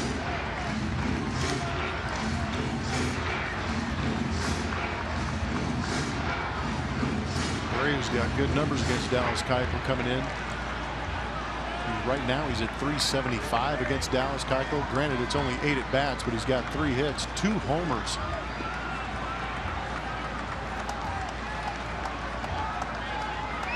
Big pitch for Dallas Keuchel. Got him looking inside edge, spots the heater very well, and so Dallas Keuchel minimizes the damage as the White Sox put 2 on the board and lead it.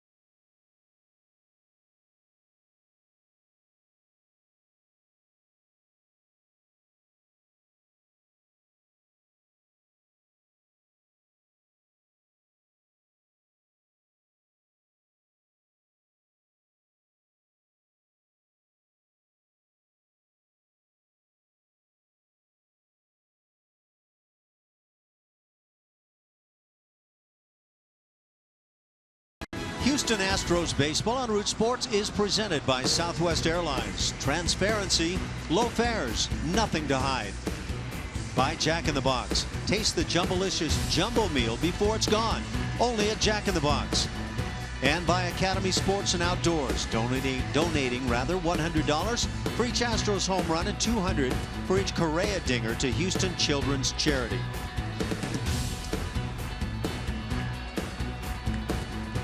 That is very light traffic here. Yeah, that video was taken at 4 o'clock in the morning. I think you're right. We tried to come home from a little golf outing yesterday. What about 2:30, 3 in the afternoon, and yep. it was rather hideous. We go to the 6th inning for the Astros. Marwin Gonzalez leads it off. Carlos Rodon now spotted to the lead for the first time tonight. 3-2. White Sox lead it.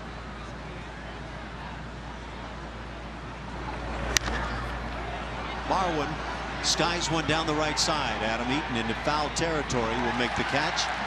And the first out here in the 6th inning.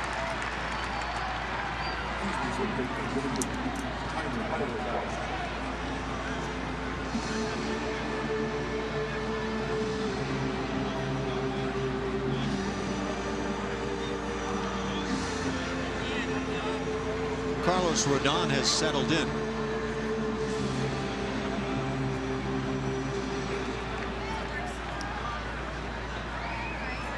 Tyler White stands in. Tyler's 1 for 2. Got himself a good swing in the 4th inning and launched one to the first row in left center field. Number 6 on the year for Tyler.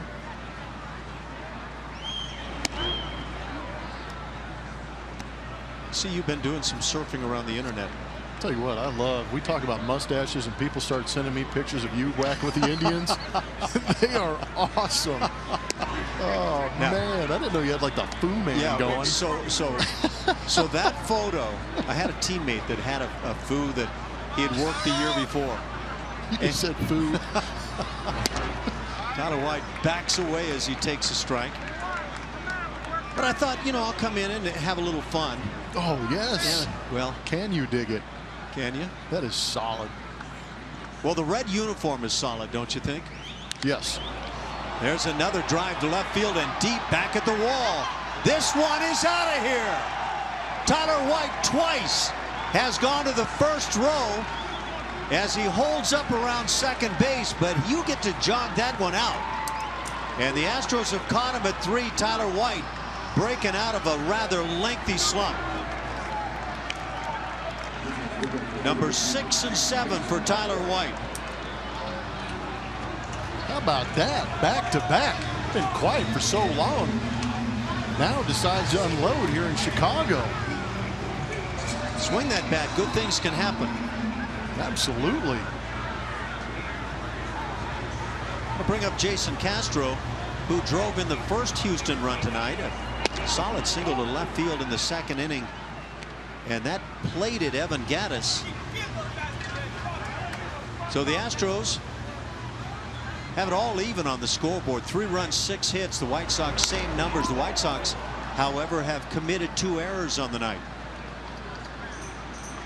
Let's look at that dinger once again. He was on the outside corner. He's getting around these and yanking these to left field. But how about that? Tyler White's first career multi-homer game. Beautiful. That has to feel really good right now for Tyler. It's been bleak. Well, do you think it has anything to do with recent transactions, maybe? Yeah, you wonder. You wonder. And, quite honestly, the way things have gone for the club and in last place, we don't have to go through all of that, but changes on the club make guys kind of wake up and think, well, this could happen to me next. A couple of home runs will bring a smile to your face, though. Castro rather has a 2-2 count. Nice to see Tyler White. And Jason Castro, for example, is facing the fact that Evan Gattis is on the scene and is a catcher now, as the righty Putnam gets it loose for the White Sox in their pen.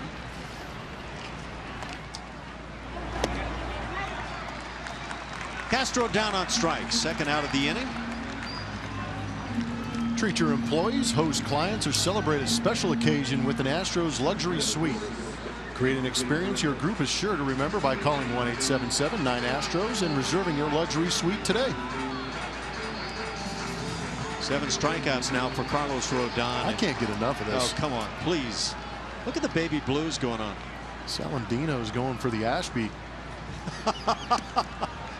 That's where we're going with this now, huh? Dude, that is special. So anyway, I thought I'd come into spring training and kind of rock the foo a little bit. And fly ball shallow right center field. A sliding effort. Adam Eaton continues to play great defense in right field for the Chicago White Sox. And that'll do it for the Astros in the 6th inning. They get a run. Tyler White, second home run of the ball game, first time on his career with multiple jacks in a game. The Astros have tied the White Sox at 3.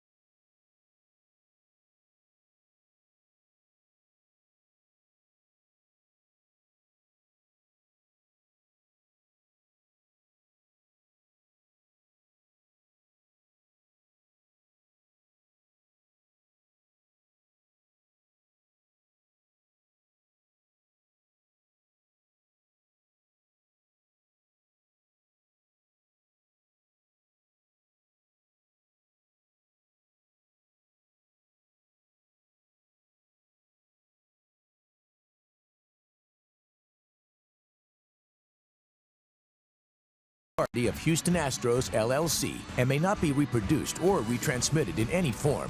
And the accounts and descriptions of this game may not be disseminated without the express written consent of Houston Astros, LLC.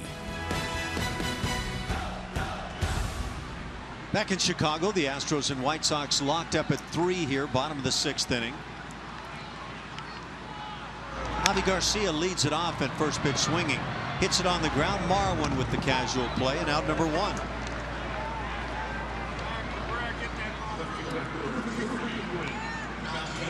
So you're talking about rocking the food. I need to hear the rest of this. So I came in. I thought, okay, I'll just extend the mustache a little bit, you know, bring it on down. And yeah, so I think I held on to that for about 1 day, and that photo arrived. That was it. I just enough of the baseball card photo shoot, and then it was gone. I had no idea, but you know, history states that I had a Fu Manchu at one time. Looking back, do you regret cutting that thing? Yeah, was maybe pretty so. solid. Maybe so, actually. Melky Cabrera stands in, and there was that pitch again, Blummer. Looked like it was right there at the knees while you were eyeballing my Fu Manchu. Yeah. And another one. Dallas Keuchel has to be wondering, where on earth are those pitches? Second one could have been inside, I guess. Still pretty good pitches.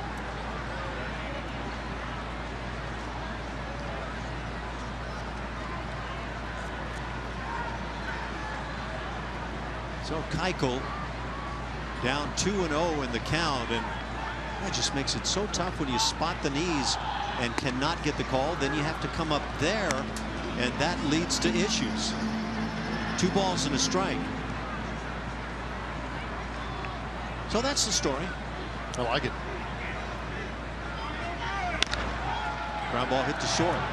Carlos Correa comes on. You have to understand that wasn't the regular thing in those days, although I guess you were way ahead of the game, Ash. You were way ahead of the mustache game. I jumped out of the fold, though, very quickly. Oh, set the bar high. 2 down on ground balls. It brings up Brett Lawrie, the second baseman. You know, it looks like you have a much more abundantly lit desk there than I have right now. I've got a pretty good sliver of light right here. Looking for a miner's lid right now with a light. Oh, I'd pay money to see that. I'm going to go pick one up tonight and have it for the game tomorrow. I tell you what, I'm game. I'll go for it. If we can get that one. I'm in a closet over here. 0-2 the count on Laurie. I'm glad you're having a good time. You decided to shut yourself in over there with all these windows. Yes. It's chilly tonight. I don't hear Julia complaining. No, not a bit. Wish your mic probably froze. Strike 3 call. Dallas Keuchel gets out of the inning. Brett Laurie doesn't like the call, but a 1-2-3 frame as Dallas Keuchel tries to settle in now in a tie game.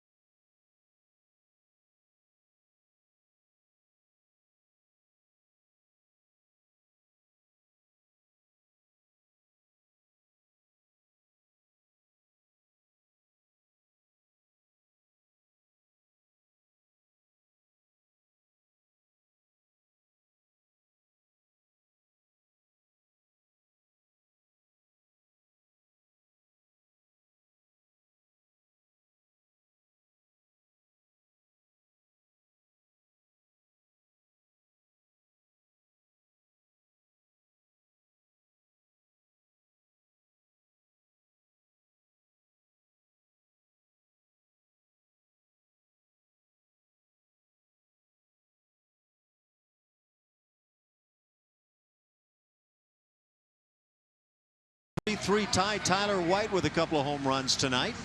And now for the White Sox, they turn to their bullpen as Nate Jones, the right-hander, comes on. 6 innings for Carlos Rodon tonight and threw the ball well.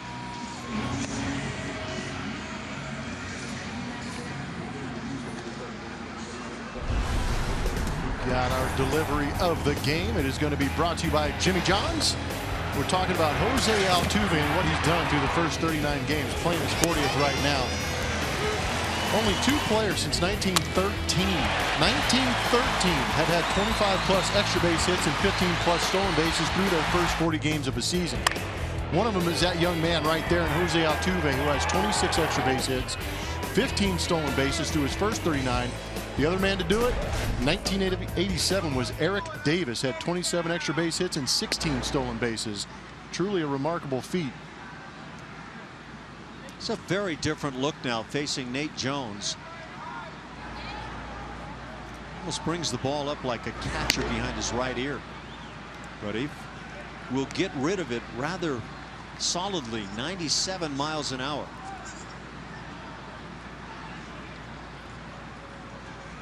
Right-hander, 30 years of age.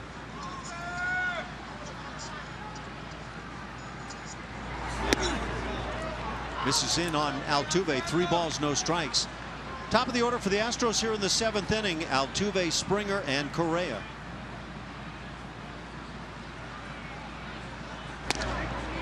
And a 3-1 count. Altuve 1 for 3 on his night. Caught looking back in the first inning, then lined to short and singled on a ground ball back up the middle in the 5th inning. And the leadoff walk. So Altuve with the speed aboard. And the Astros in a great spot now to try to get on top here against the White Sox.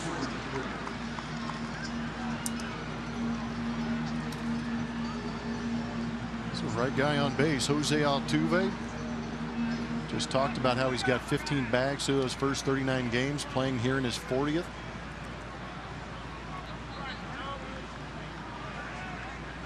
26 extra base hits to go along with that. So George Springer stands in. George 0 for 3 tonight. Struck out in the 5th inning. 7 strikeouts tonight for Carlos Rodon. Altuve with a pretty good lead, and timeout called by Springer. A little bit better opportunity with the right-hander Nate Jones up there too. He said that guys have run on Rodon, but Altuve really hadn't had that opportunity. Now he's looking for one.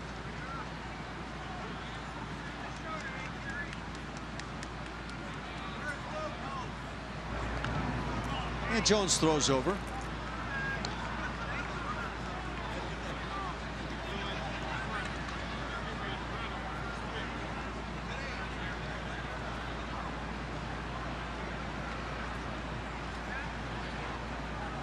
For George Springer, the batting average at .256.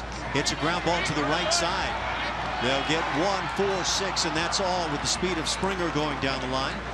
So a fielder's choice. He erases Altuve. 1 out for Carlos Correa.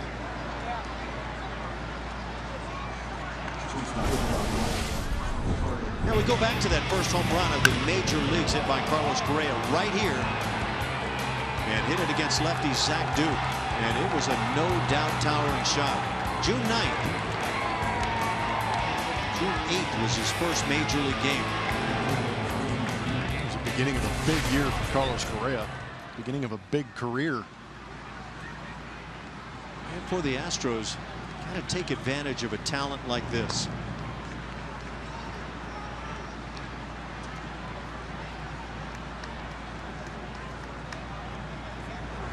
Correa swinging the bat well tonight. Is 1 for 3. Has a single. He's also reached on an error. A line drive out to left center field. Austin Jackson got his glove on it and dropped it. Correa then stole second base. He can do so many things and do them better than most people can do. That's just simply the bottom line.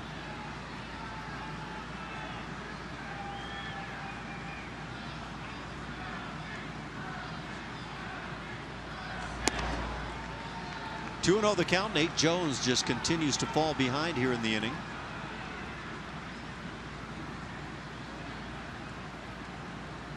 Correa with 7 long balls on his season.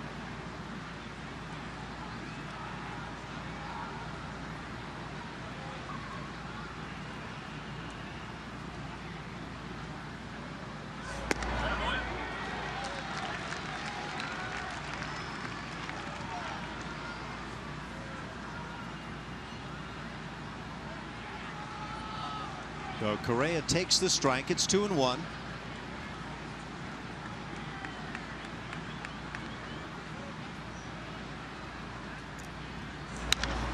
Now lines one down the right side, but it slices foul. What a gorgeous stroke. Yeah, he had the right idea on that fastball away, didn't he? It's about as well as you can do it.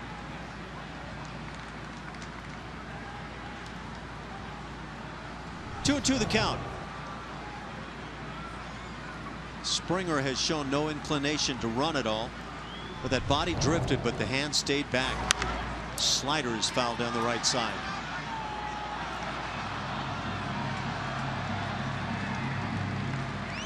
That makes me think of Jose Cruz back in the day. Such a great hitter. White Sox now get a lefty loose in their pen. That is Zach Duke. The man we just showed with Carlos Correa launching last year. The 2-2. And now 3-2. Yeah, you talked about Nate Jones' movement. He immediately pulls that ball out of the glove. Kind of goes in that quarterback position with that baseball behind the right ear. But he's having a tough time repeating what looks like a simple motion. It's obviously not exactly what Lance McCullers is doing right now, but there are similarities in the theory. Runner goes, the hot shot back to the mound off the body of Jones. He'll pick it up and get Correa at first base. His foot is not in good shape right now. That ball was squared up and smoked off the foot of Nate Jones. He is very fortunate to get over there and make that play and record the out on a well-struck ball from Carlos Correa. Cold night like this is not feeling good.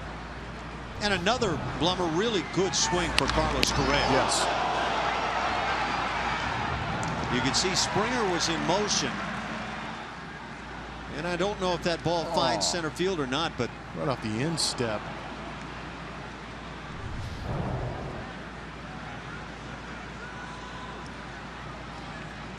They'll give Jones a little bit of time to see if he can continue in tonight's game. Like you say, Jeff, it's cold, and you add that baseball coming back like that. No, that's going to do it for Jones. Apparently he cannot continue, as the White Sox will go to their bullpen, bring on the lefty. Zach Duke will jog it on in a 3-3 ball game. We'll be right back.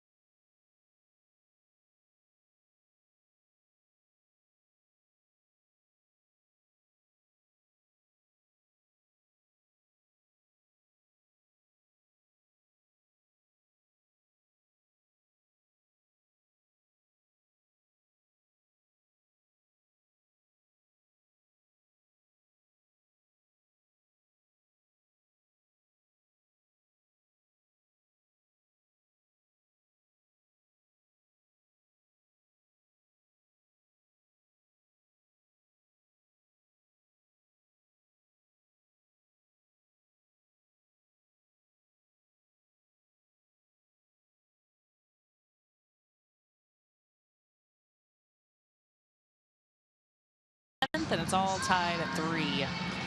The Astros and Rangers face off in a 3-game series starting this Friday at Minute Maid Park. On Saturday, 10,000 fans will receive a Lone Star Series t-shirt presented by AT&T. For tickets, visit Astros.com or call 1-877-9-ASTROS. Ash? Julia? And hope you're staying warming up down there. We've got some very talented and great fans that follow us. We appreciate all the stuff coming in on Twitter. And, well, maybe not all of the stuff. A recent photo, tremendous with the Miners cap. Oh man, that was great. Swinging the bat. And anyway, we take a look at Zach Duke as he comes on now to work it for the White Sox. Pitcher number 3 for Chicago. And I do believe he's got plenty of time to get loose out there. He was loosening up in the bullpen, but it came in when Nate Jones took that ball off the ankle or the instep of that left foot. Left due to injury, so the reliever has plenty of time to get loose out there. And there's Ash trying to do some paperwork in the booth with his Miners hat on. That is awesome. You know what? Through the magic of photography, it looks like a day game, but that was really a very dark evening. And no, that light was so good it just brightened the whole ballpark up. It's like a train coming your way. That's an LED lamp up there on top. How do these guys do this? I mean, really, we've just got some amazing people out there watching the games, and believe me, we appreciate so much of the stuff that comes in. Did you see the power bands? I did see the power bands. I was about to comment on them actually. Got the telestrator here. I should have circled them up. There's some power eating going on. It's a good looking hat on the left there. Yeah. Zach Duke is ready. Evan Gattis is ready. Yeah, that is nice. That's good I like looking that right there. This looks like the state of Texas flag on the back part, and the Houston up front. I was going to say it's almost an Astros Cowboys combo there. Ooh, how dare you? Yeah, that's not right, is it? How dare you? Zach Duke and the Chicago White Sox want no part of Evan Gattis. They're going to put him on intentionally. There are 2 outs. Once the pass is issued here, runners will be at first and second, and the left-hand hitting Colby Rasmus will be at the plate. Colby will be faced with another big at bat. He came up with the bases loaded in the 5th inning, 2 outs. The pop fly down the left field side. And a fine running grab by Saldino, the third baseman, able to retire him.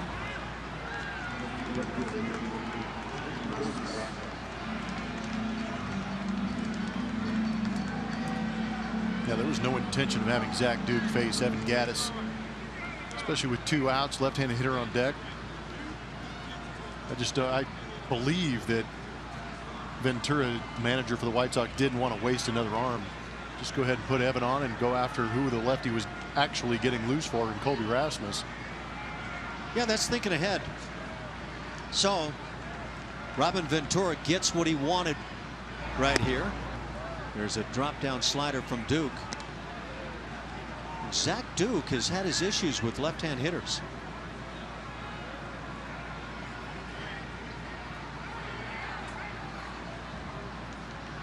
Can Colby Rasmus take advantage? 7th inning, a 3-3 game. 2 balls and no strikes. Switch hitting Marwin Gonzalez waiting on deck.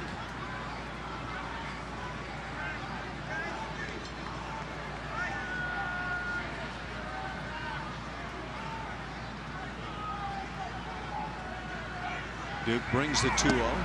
Sweeps the slider right through there. 2-1 the count.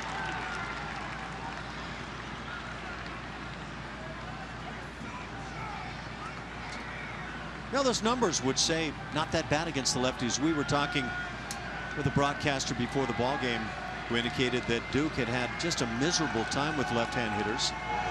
Colby bunts third base side, and a good bunt, and it rolls and stays fair at the bag.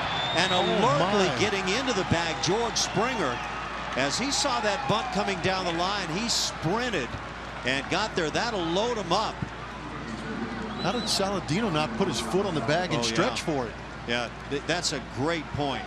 Yeah, let's take a look at that one again. And to Jeff Blum's point, if you take this like a first baseman stretching, do you get the out? Gosh, it makes you wonder, but Saladino sat back on that. I bet he does. That's a forced play with the runners at first and second with the walk of Gattis. That would have been a force out to make the third out at third right there. Because that ball was hit bunted firmly. No play at first base, obviously, but put a foot on the bag like you're saying, Ash. Stretch out like a first baseman, scoop that thing, maybe get the out. Colby Rasmus is turning into the master bunter here recently. He's picking up some hits against tough guys. Well, just keep the train moving a little bit. I think he might have. I do too. Put that foot on the bag, stretch out. Oh, great call on your part.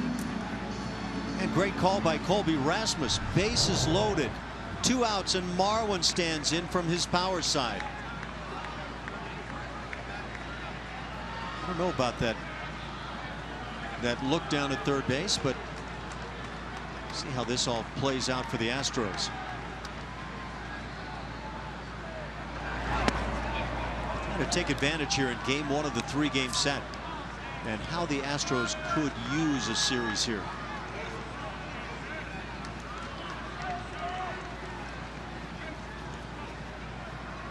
The Astros start the night 15-24. Seattle leads the division, actually tied with the Texas Rangers technically. Ball and a strike on Marwin.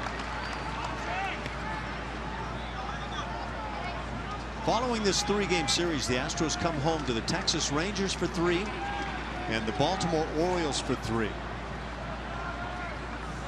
You're talking about a couple of clubs that are in first place, at least in or tied.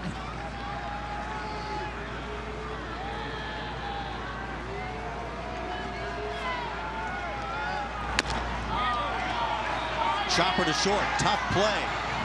Rollins, bang, bang, able to get Marwin Gonzalez. But Jimmy Rollins with a nice play defensively. And that will do it for the Astros in the 7th inning. They will strand 3. Or is there a possible challenge? A.J. Hinch at the top step of the dugout, waiting to find what he can find back in the dugout. They will not challenge the play. And Jimmy Rollins with a big play for the White Sox to get out of the 7th. Played 6½, still tied at 3.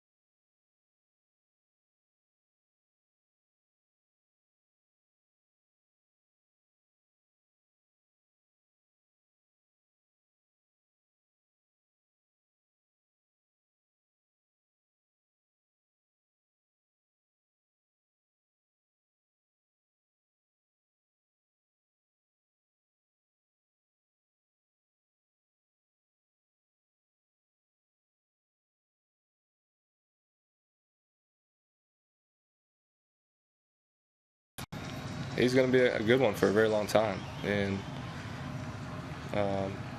he knows that.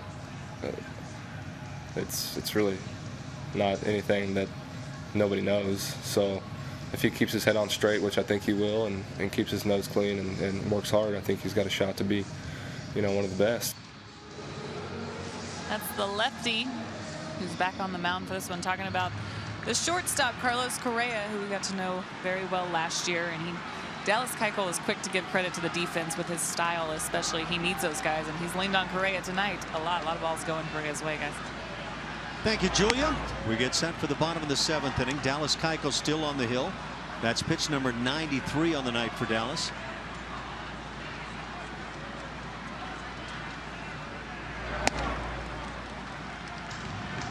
Keuchel has pitched well. He's allowed a run in the 4th inning. Jose Abreu launched a home run. We've got a number of looks from Astros fans tonight, and then 2 more runs for the White Sox in the 5th inning, and that was the only frame where it felt like maybe the command had slipped a notch. 6 hits for Chicago, 7 for the Astros.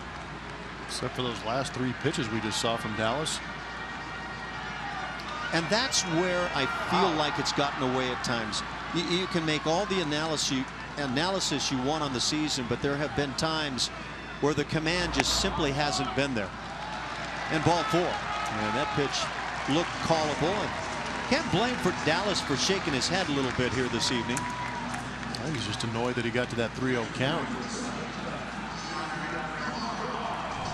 Julia talked earlier about how important that first pitch strike is, but you see right there 4 pitches just up and out of the zone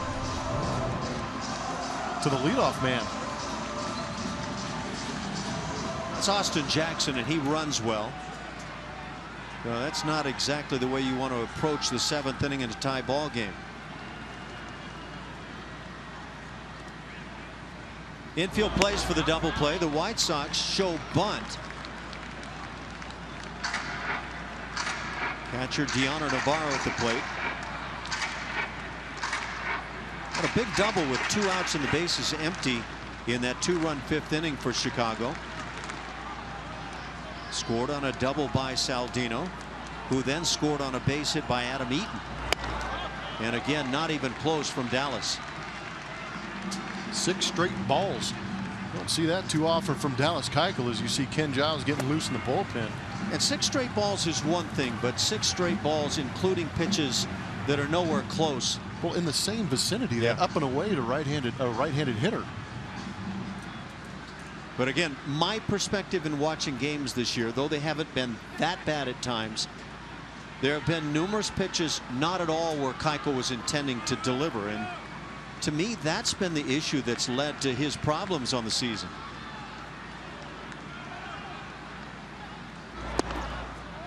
And 3-0, and very close.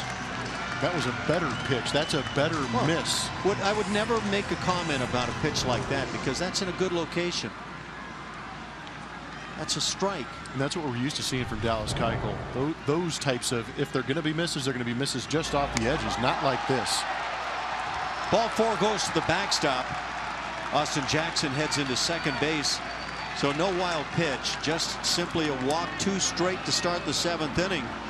And Dallas Keuchel is putting himself in a real rough spot with a 9-hitter coming to the plate. Options here. The White Sox were bunting with the runner at first. You wonder if Saladino's going to be bunting here with runners at first and second. You know, and this is one of those rough spots. If you put yourself in the shoes of A.J. Hinch, you've got the reigning Cy Young Award winner on the mound, but he's struggling all of a sudden.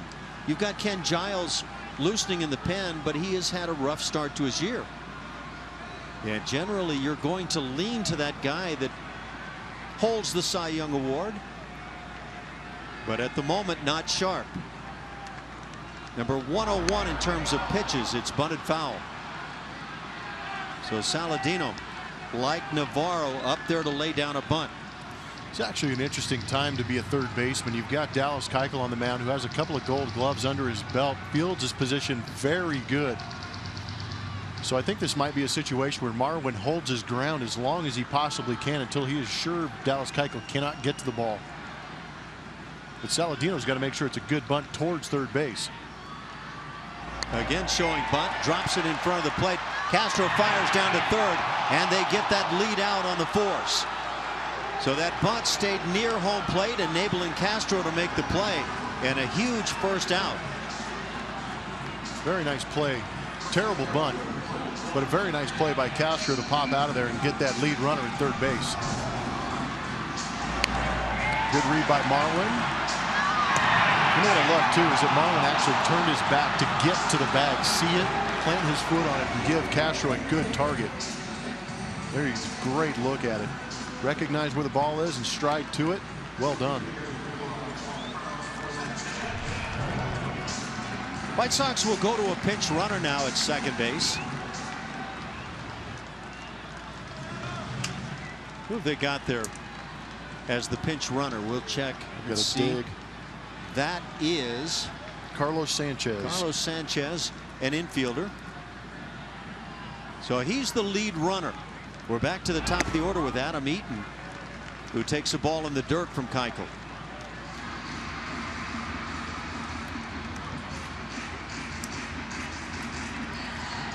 Tyler Saladino, the trail runner.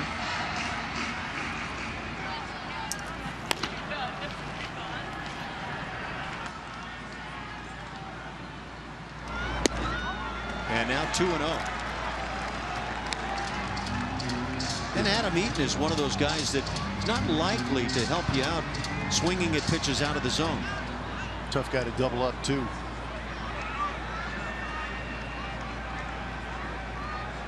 Bruised left foot for Nate Jones, the right-hander for Chicago.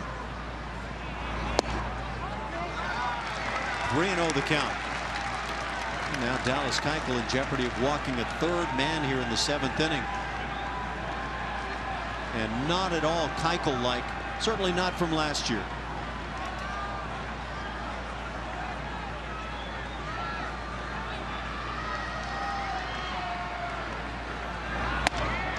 Ball 4.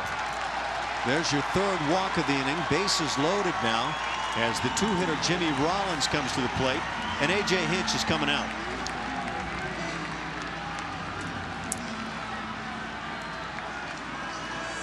Hinch will point to the bullpen, and that'll do it for Dallas Keuchel. And Dallas is going to do what not many Cy Young Award winners have to do: leave the ball game with the bases loaded and the game on the line, as Ken Giles will jog it in. 3-3 tie.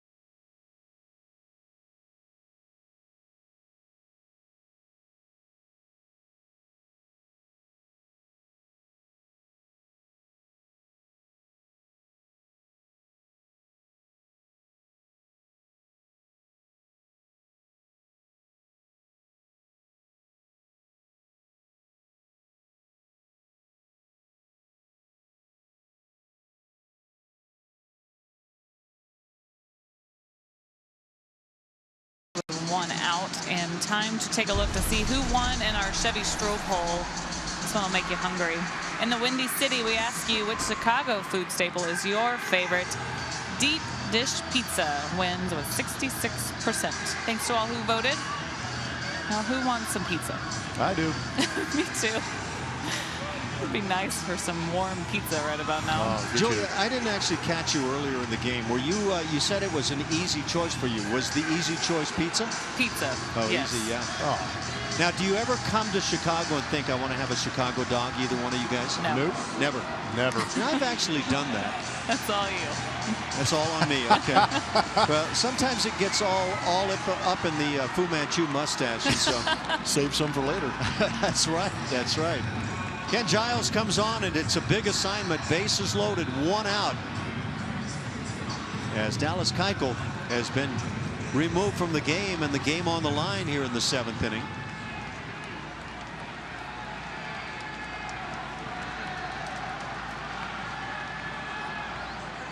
And we know all about the issues Ken Giles has had on the season.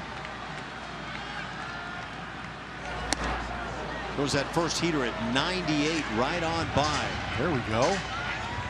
Some velocity up in the zone. Jimmy Rollins turns around, bats left-handed now, hitting .239. Giles threw an inning in Boston on the 14th. Last time he was out there, when an inning gave up 1 hit, had a punch out, no runs. Good breaking ball, and it fooled Jason Castro. And Jason Castro, I think, has a message. Ken Giles says, my fault, as he threw a slider on the fastball call. See, when Castro starts to stand up, that tells you right away he's looking heater. And you can't have that kind of miscommunication. I'm just glad it was a slider. If he'd have been looking slider and got 98, that could have been ugly. If you go the other way, call breaking ball and get heater, you've got no chance as a catcher. Got him on the heat. So Giles looks like the Ken Giles the Astros have been hoping to have all season long. 99 on that one. 99 on the heater. There we go. There you go. You're coming to life now. Some cold weather velo from Ken Giles. And that's exactly where you need it. And a big second out. And Dallas Keuchel has to be a big fan right about now. 2 outs for Jose Abreu, who's 1 for 3 with that home run in the 4th inning. His 6th on the year. Again, 99.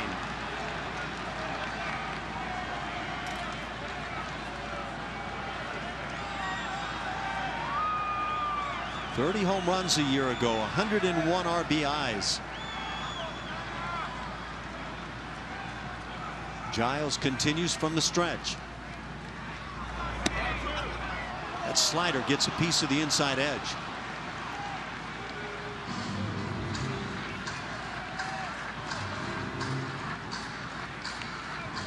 It's really tough when you're a catcher and a pitcher has already crossed you up once, and he brings the gas like Giles does. It's really hard to trust that the signs have been communicated well.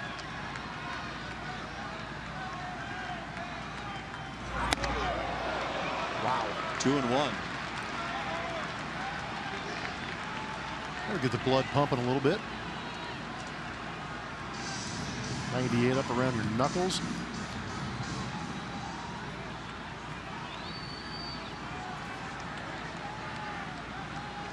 Nowhere to put him. But with the kind of heat he showed to Jimmy Rollins, you just come and get him, and then a great slider on the 2-1.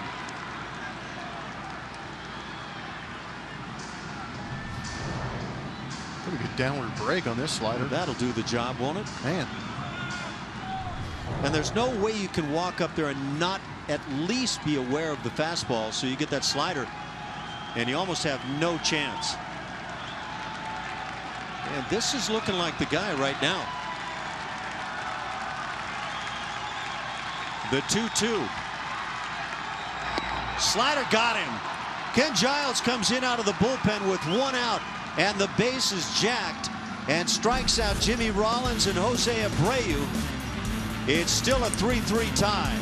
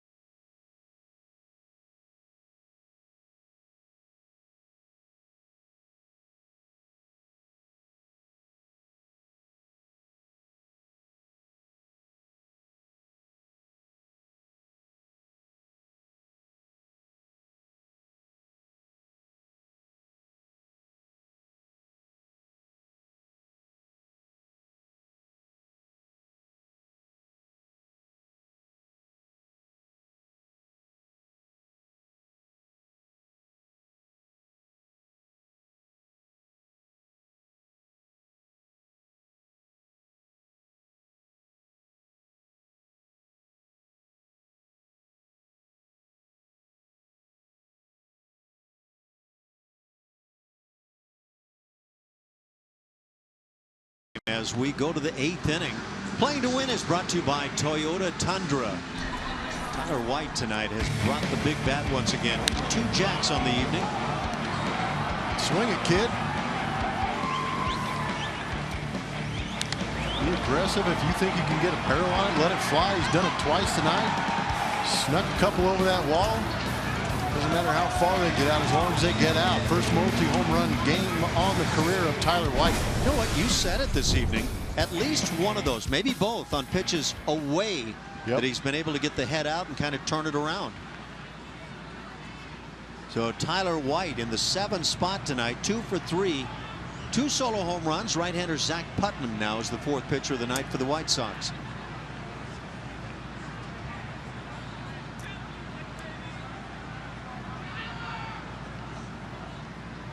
And his first pitch. Got a very aggressive Tyler White at the plate suddenly, as he fouls one right on top of the roof of the Astros dugout.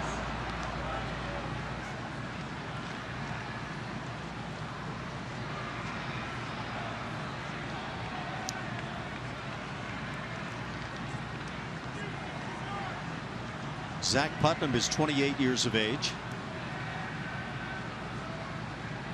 He's a Michigan boy, and now in his 6th year in the major leagues. Done well. He's got a combined ERA of 3.55. Pitch is drilled but foul and just missing the third base umpire tonight. This went right on by the crew chief, Tom Hallion. And what a difference suddenly in the swings of Tyler White. It's a defensive change now, doing the catching Alex Avila.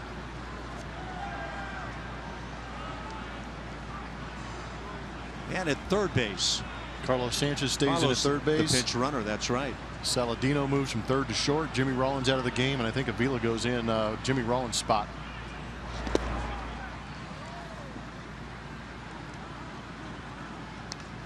There's a good look at Carlos Sanchez.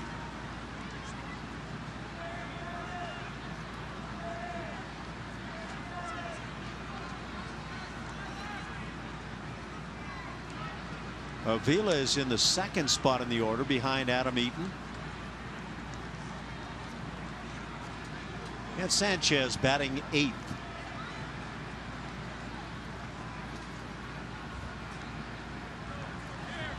That means there will be some adjustments made to the score sheet in the dark. Tyler White gets a piece. Stays alive at 1 and 2.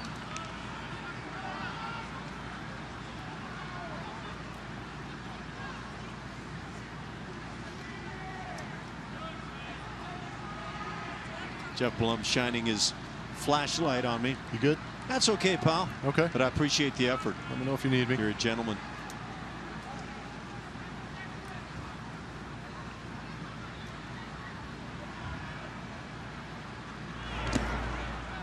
Off speed, missing in the dirt. 2 and 2 the count. Oh, that's just awful. That is just wrong.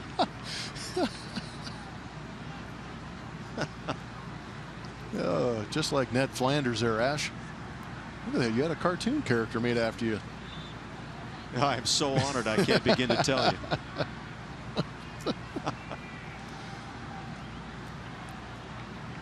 You come to the ballpark, you settle in for an evening's work, and we just don't have the time to be that creative. Simply get abused. Raked fair inside the bag at third, down that left field line. Tyler White digs into second, and with the slide has himself a double. 2 home runs and a double for Tyler White. Welcome back, young man.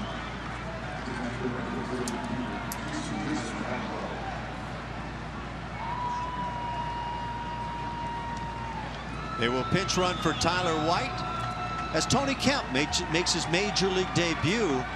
So Kemp will try to apply some speed there to the base paths, and Tyler White is done with a very successful night with the bat. Tyler White hot. Split finger from Putnam, hangs out there and Again, we talked about how a little more aggressive from Tyler White, getting that confidence back, turning on some pitches, getting around a couple fastballs for home runs. But right here, turns on a split and smokes it past Sanchez at third base.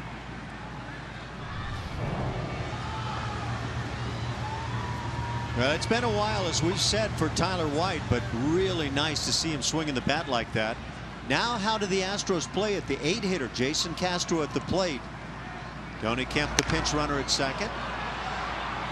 And you keep in mind the 9 spot with Jake Marisnick waiting on deck.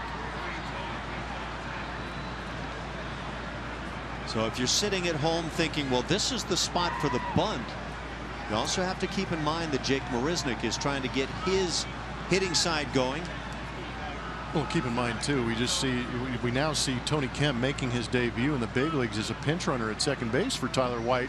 Colin Moran, who was just called up as a left-handed hitter in that dugout that A.J. Hinch can use here late in this ball game too. So you could send Tony Kemp to center field while pinch hitting for Jake Marisnick. It's all a possibility now for this club. Yeah, again, just possibilities. Again, it's a tie ball game. Winning run possibly at second base. Castro taps one on the first base side. It's foul. And I think if Castro got a split finger to hit in this situation, that would benefit him greatly, just to roll one over and get Tony Kemp 90 feet closer to home plate. He's a guy that's so inclined to hit the ball to left field when he's swinging it well, and so therefore it starts to become a bit of a challenge to change that stroke and hit it on the ground to the right side. Just about pulled it off. Nobody out, a great scenario. 0-2 the count on Jason.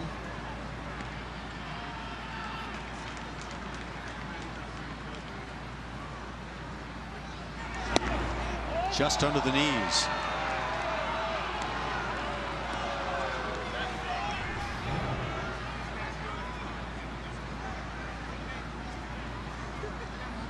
Pretty good eye. And very close. It's been consistent. Castro 1 for 3. Drove in a run with a base hit in the second. And there's that splitter. And a good one for the strikeout. First out of the inning. It was a good splitter and a big punch out for Putnam. Academy Sports and Outdoors and the Houston Astros are hitting home runs for Houston.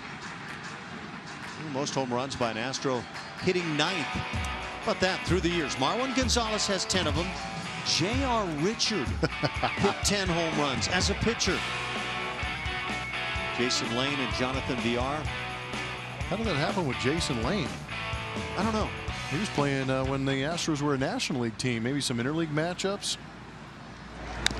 It's the only thing I could guess, but you'd have to really be hitting home runs at a prodigious rate to be able to pick up 7 against American League clubs, though. Jake Marisnick in a big spot now with 1 out. J.R. Richard. I remember, and I played with J.R. parts of a couple of years, and he had some great power.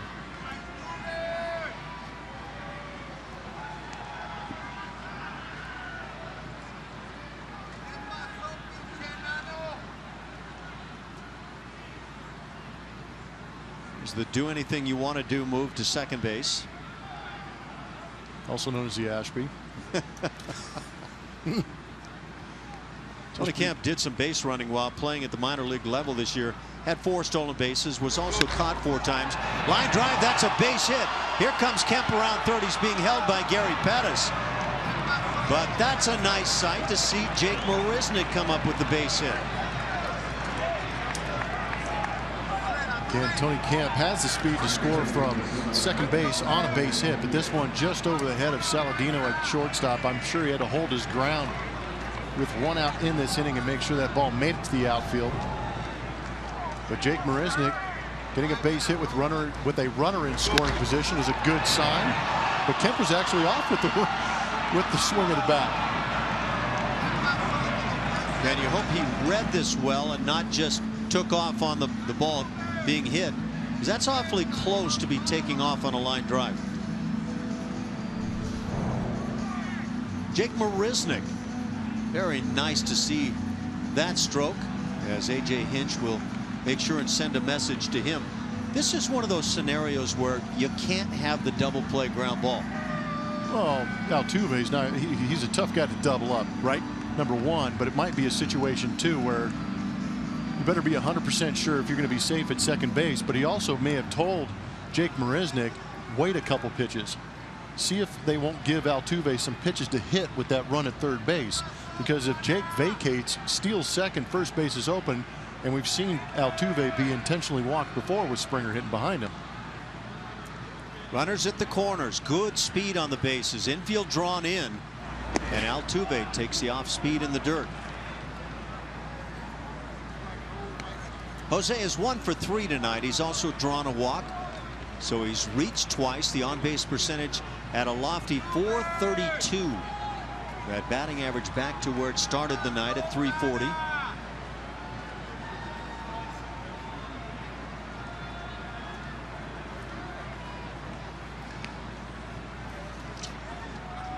Putnam brings the 1-0. Altuve with the chopper, third base side. It's foul. He's not one of the more aggressive swings we've ever seen from Altuve. No, and that splitter induced that swing.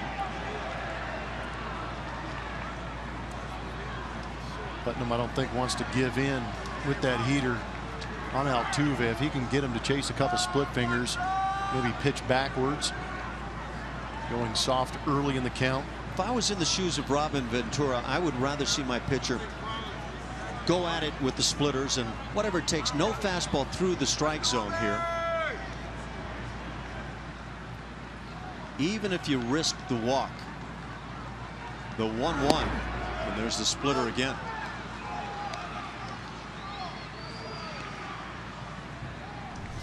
We're in the 8th inning, all tied at 3. Wow.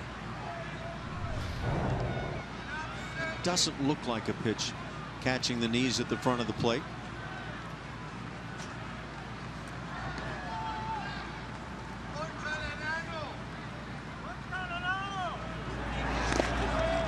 And again low. 3 balls and a strike. And George Springer waiting on deck. See how shallow the infielders are playing? I know that the Astros play an abbreviated inversion, but for me, when the pitch is coming towards the plate, Laurie comes into the cut of the grass, which tells me they're more focused on that runner at third than actually trying to turn the double play. So I think their focus is on Altuve, and that's why we're seeing so many split fingers.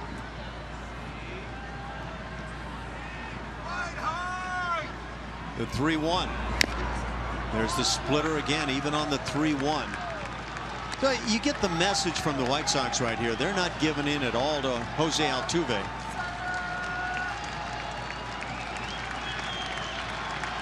Robin Ventura letting his infielders know. Yep, he's telling them right there. Don't worry about the runner when he goes. We are more concerned about Tony Kemp at third base because he is the potential winning run. I think part of the message AJ might have been giving Marisnick is we don't want you to steal right here necessarily because they'll just simply walk Altuve. Yeah, that's why I hinted at that earlier. Yeah, you open up the base and they don't have to face him. Marisnick goes, the pitch is fouled back. So on the 3-2, AJ Hinch cuts him loose.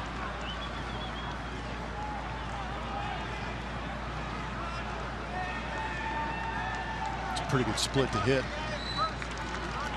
Yeah, that one stayed up. I'm not sure if Putnam wanted to do that.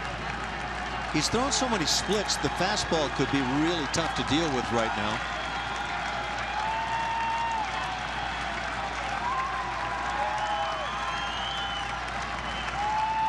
Again, the runner goes, and a fly ball to center field. This is plenty deep enough to get a run. Kemp will tag.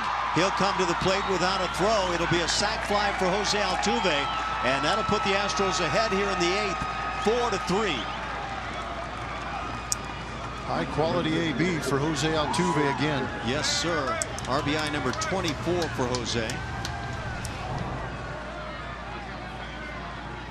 Split finger down. It was actually a pretty nasty pitch, but Altuve goes down and golfs it out there to center field. He is just that good. Well, and he is that good. Yes, of course he is. But he is also one of those guys that wants RBIs. Yep. Yeah, I totally agree. He could have easily laid off that, taken a walk, gone down to first base, and put it in Springer's lap, but he wanted the RBI. How many of those guys do you have in a lineup on a really good team? A team that puts up a load of runs. We just saw the Boston Red Sox, and I'll guarantee you they've got a handful of guys in there that are saying, give it to me, I'll take a shot at it. Well, Boston is the true definition of having a greedy lineup. Everybody wanted to produce in that lineup, and they did. It's 2 outs now.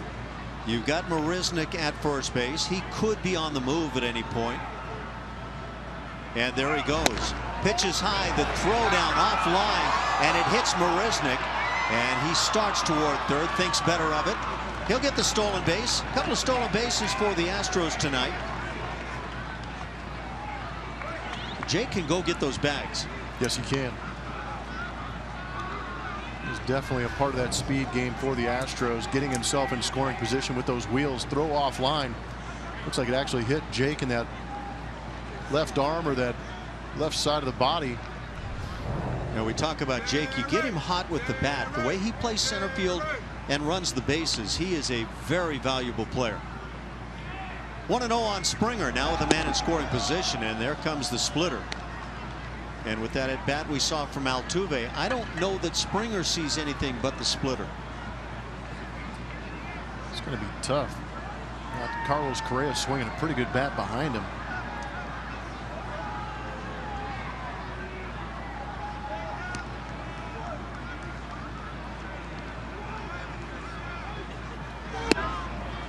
It comes with the heater at 91. 3 balls and no strikes. The Astros with 9 hits now to put those 4 runs on the board.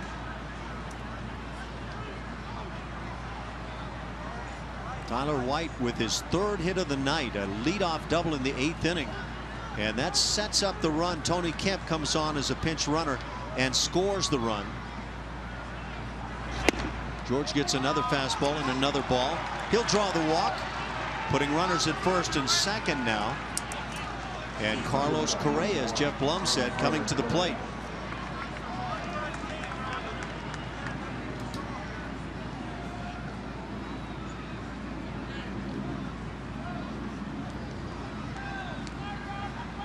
And this is the guy, certainly one of the guys, that you hope to get that greedy attitude that says, I'm going to pick up every RBI I can get.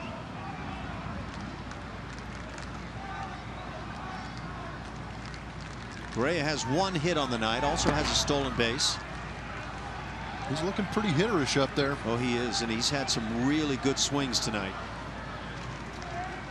Nate Jones has one embedded in his right or left foot.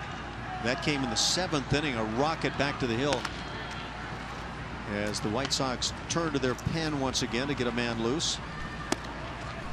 Matt Perk, one of their 3 lefties out there. Zach Duke already out of this game.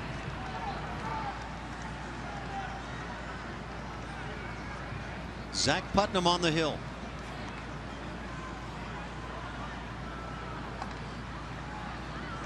And credit Tyler White for getting this inning kick started. There's the good swing from Carlos Correa. But you can't say enough about that at bat for Jose Altuve.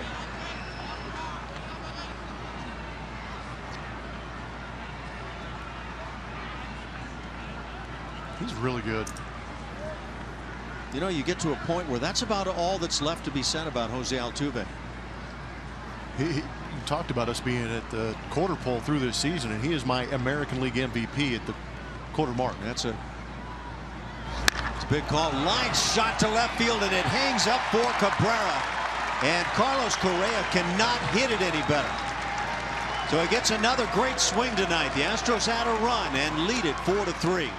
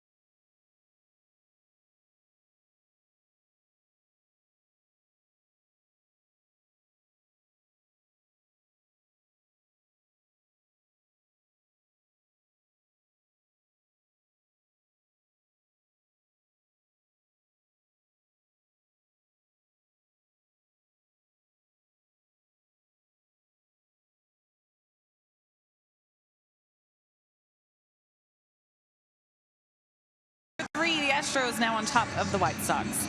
It's time to play Name That Astro. This is presented by your local Honda dealer. We'll have some clues for you. We want to see what your best guess is. So tweet us your best guess. The original Altuve, member of the Go-Go's, 7-time swinging single. Look how creative these clues are. I love it. Any idea up there, guys? I don't even have a clue what you're talking about. The I'm original not sure Altuve. either. I thought there was only one. There's all kinds of innuendo in those clues. Good luck. Julia, you got to help us. No. We're in the 8th inning. Bring it. Any hints? We got some. I'll bring a deep dish pizza. No, I'm not sharing. Well, the Astros have a 4-3 lead. Will Harris comes in out of the pen. Also, Luis Valbuena takes over defensively at third base. Moving from third to first is Marwin Gonzalez as Tyler White is out of there. And a big night tonight for Tyler. Really great to see him swing it well. And how about Ken Giles and the job he did with the stuff he brought in the 8th, or in the 7th rather.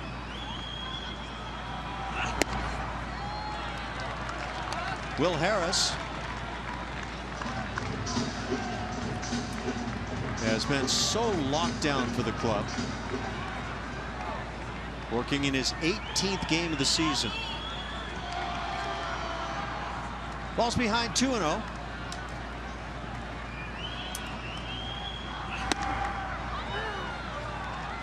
And gets back in the count. Avi Garcia at the plate.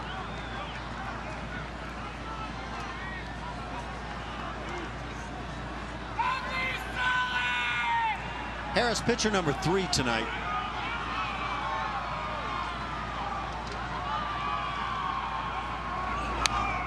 Off speed, Garcia with a big swing.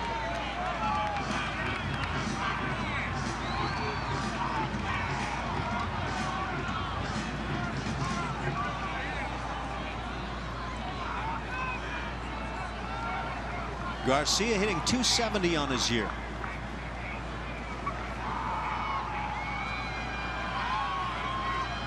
Mentioned the power, 4 home runs for Garcia. Starts the bat, and the home plate umpire Tony Randazzo takes it himself and says that Garcia went through. Strikeout for Will Harris, his first, and that first out here in the 8th inning.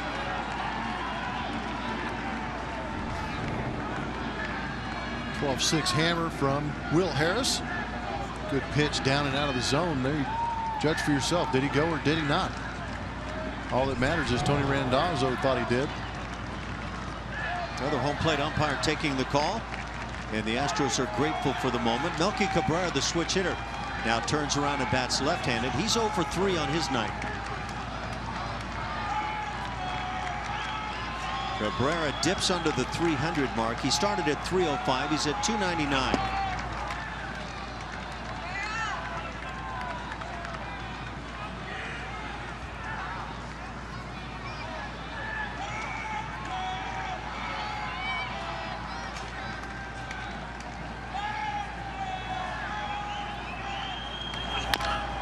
That little cutter induces the ground ball. Harris with the play, has 2 outs in the 8th inning. The Astros road ahead is driven by DeMontron RV. And we talked about it earlier. 2 more now with the White Sox. Tomorrow and Thursday, both night games.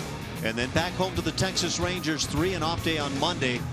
And the first place Baltimore Orioles come to town. That's some really good baseball coming up.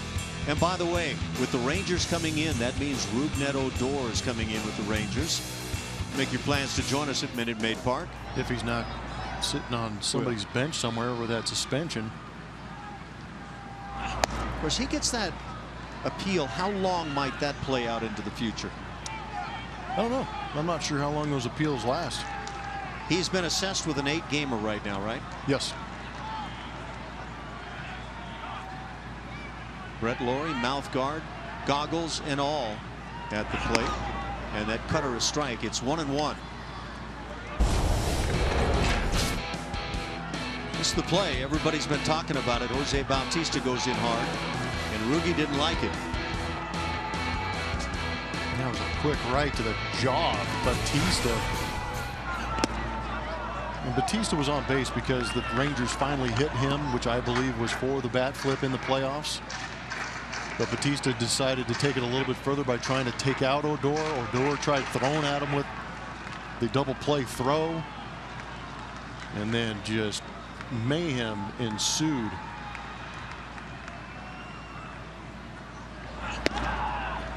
Harris finds the strike zone.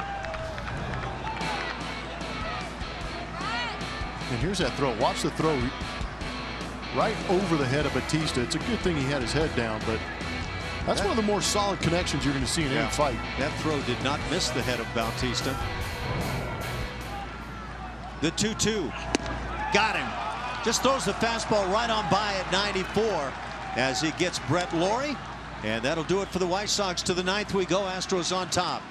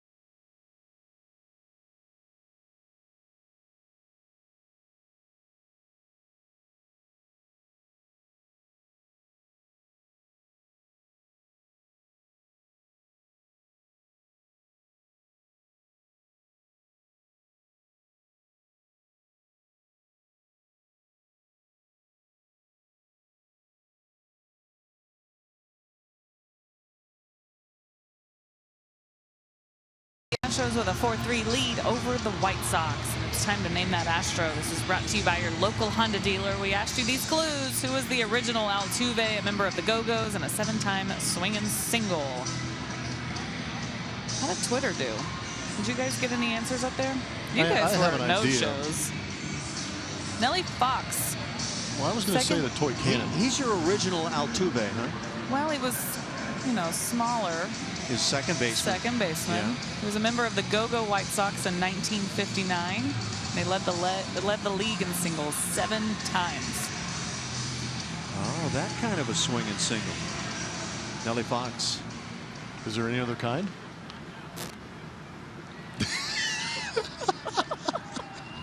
I've got lockjaw right now. Hold on. I will get back to you. Oh, we're already getting a claimer on the clues. Really good stuff.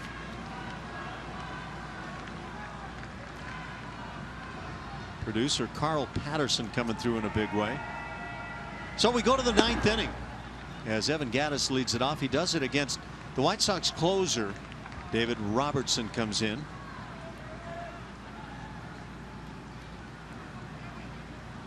Nine-year veteran. Huh. Boy. Good take. He's got a power cutter, curveball, changeup. He grew up in the bullpen with the Yankees behind Mariano Rivera, and you would think that would be a pretty good place to learn that cut job. 3-0 the count. Gattis, Rasmus, and Marwin Gonzalez here in the 9th inning. The Astros up a run. Sac fly by Jose Altuve in the 8th inning. Small version.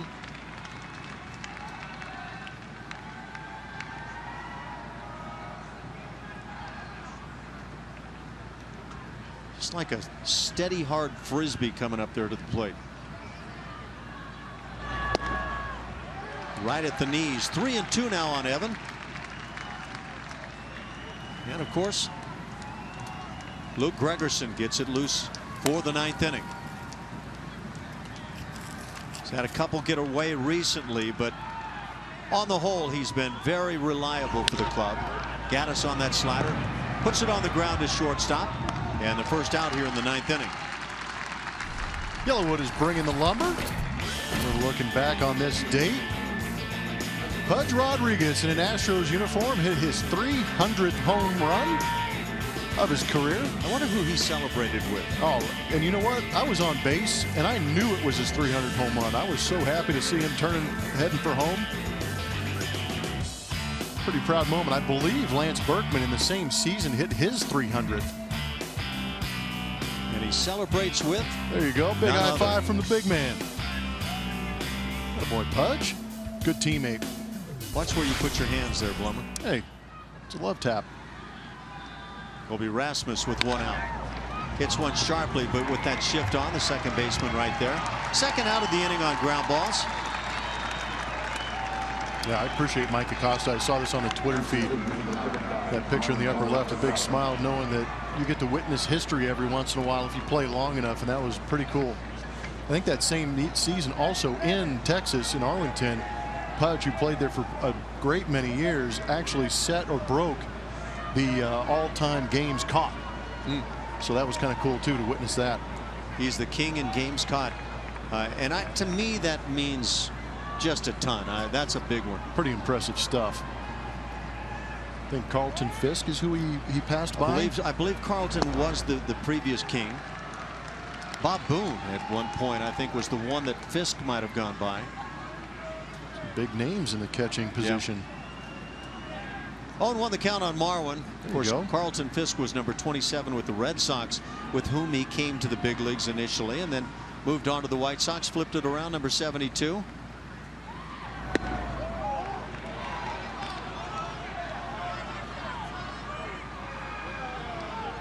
Two outs here, top of the 9th inning.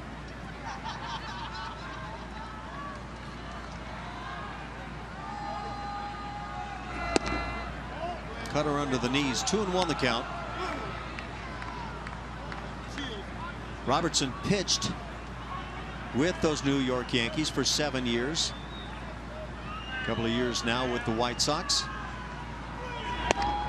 Well, that's well spotted. And doesn't change a whole lot. We've seen what was kind of a curveball out of him, but just variations of that small to larger kind of cutter to slider.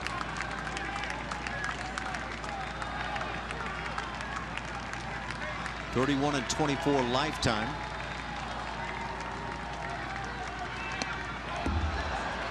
And that one sails to the backstop with Marwin down on strikes. He swung through it. Looked initially like a foul ball. So Marwin down on strikes. A 1-2-3 9th inning. The Astros try to hold on 4-3.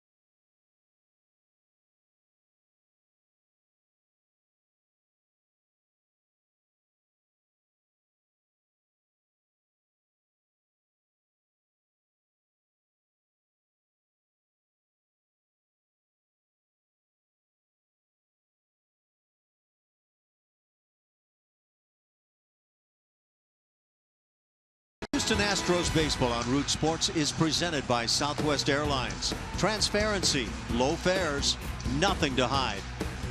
And by Toyota. Let's go places.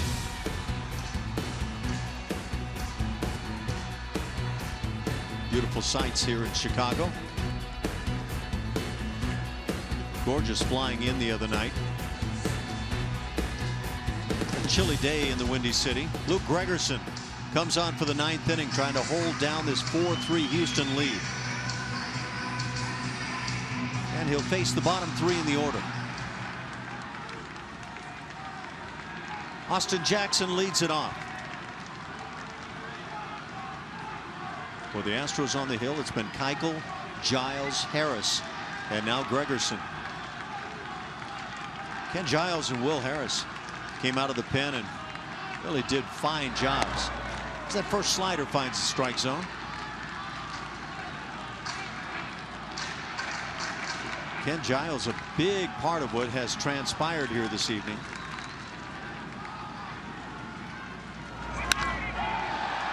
Line drive right center field. It's going to drop for a hit. Fine play by Marisnick, but there goes into second base Austin Jackson, and he has a leadoff double. A heck of a job by Marisnick to get over there and cut that ball off, but his momentum kind of took that throw back in towards the middle of the diamond. But Austin Jackson immediately on his horse. He's got good wheels. Kind of forced the issue. Yeah, minus this play, Blummer, you're talking about a 3-bagger for Austin Jackson. Yeah, but Austin really forced that issue, didn't he? Yeah, he did. Leadoff double. And now the 8th spot. Sanchez came on as a pinch runner. That in the 7th inning. And now we'll see if he's called upon to bunt. The Astros appear to believe he will. They're drawn in on the corners. Valbuena at third. Marwin Gonzalez on the first base side. Carlos Sanchez shows bunt and drops it third base side. It rolls foul.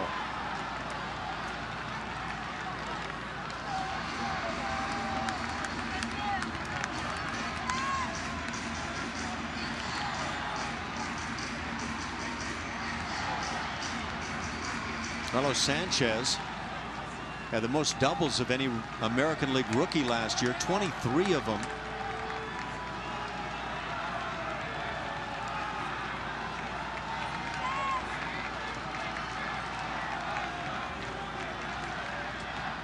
Again showing bunt.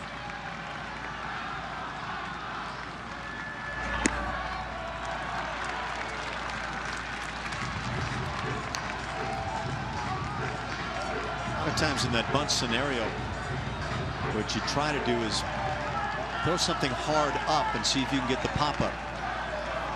Gregerson came fastball but yanked it in the dirt.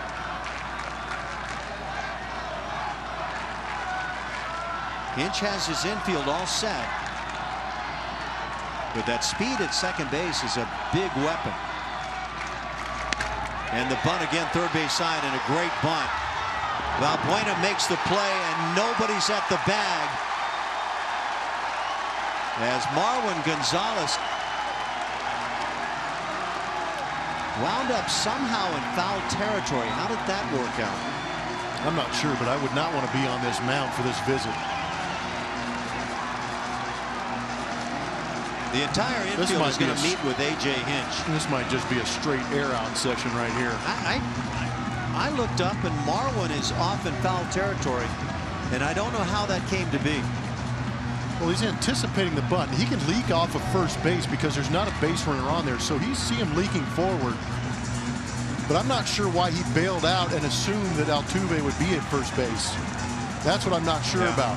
I understand as a first baseman that you run in expecting it. You don't have to hold the runner on, so you can cheat a little bit to get in there and possibly cut that runner off at third base. But as soon as you recognize that bunt is not coming towards you, you make a concerted effort to get back to first base to get that throw, because you cannot assume that the second baseman is coming across to cover your back. So now what the Astros are facing with the infield in, runners at first and third, that's the tying run down at third and the potential winning run at first base as the 9 spot is at the plate.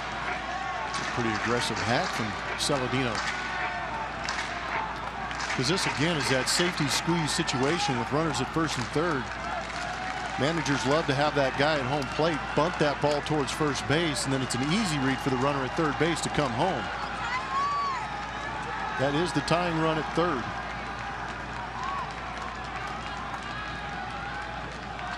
Gregerson from the stretch. And the drive left center field. Marisnick gets there. The catch is made. The tag from third as Jackson comes in to score. And we're all tied at 4 on the sac fly. And still just 1 out here in the 9th inning. So that's a third one getting away now in recent games for Luke Gregerson.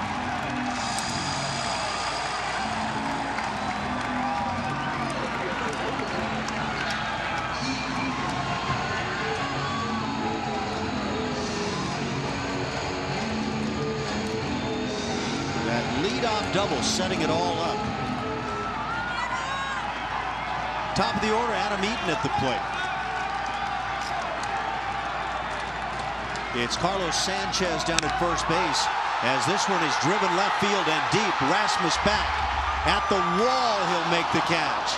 All the way to second base was Sanchez. He'll scamper back to first on a drive that almost gets out of here to left field.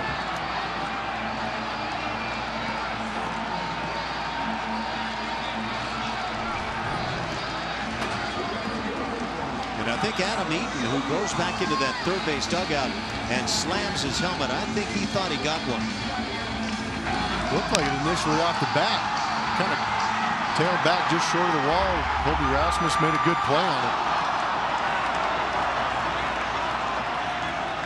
2 down now for Jimmy Rollins, or it's the Avila spot. Alex Avila, who came on to catch.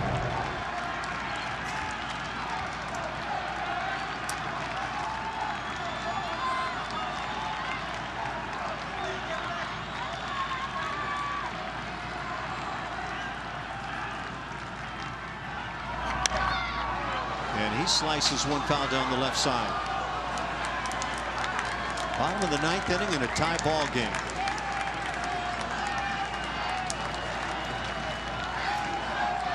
It's not pretty.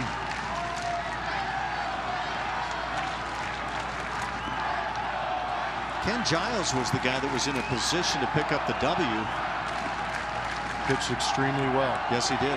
That's the best I think we would agree that we've seen from Giles on the year. I completely agree, and especially considering the situation. That ground ball finds the hole on the right side. Digging for third base is Sanchez with 2 outs. Runners at first and third. And the 3 spot, Jose Abreu coming to the plate.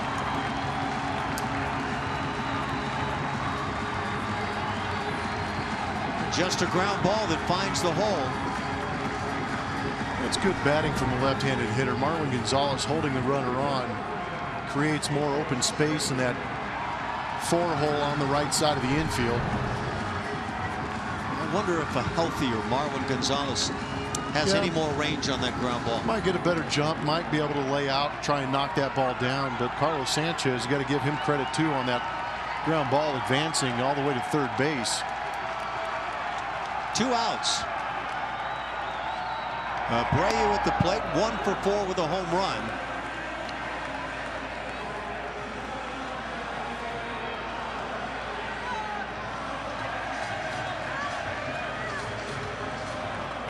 Soccer game has just broken out here.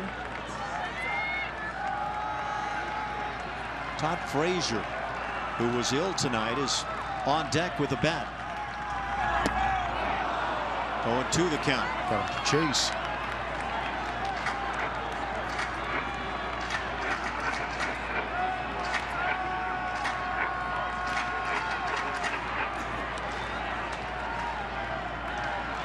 So a third blown save for Luke Gregerson.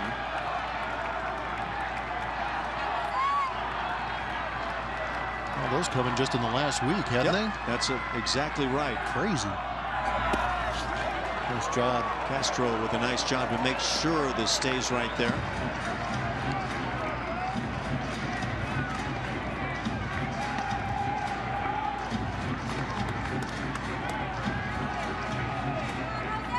It's a tough job when things go wrong. It is so apparent to everybody.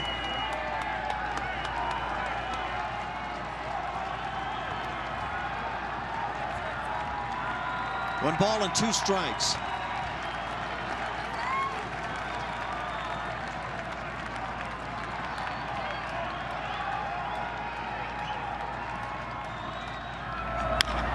Little tapper third base side.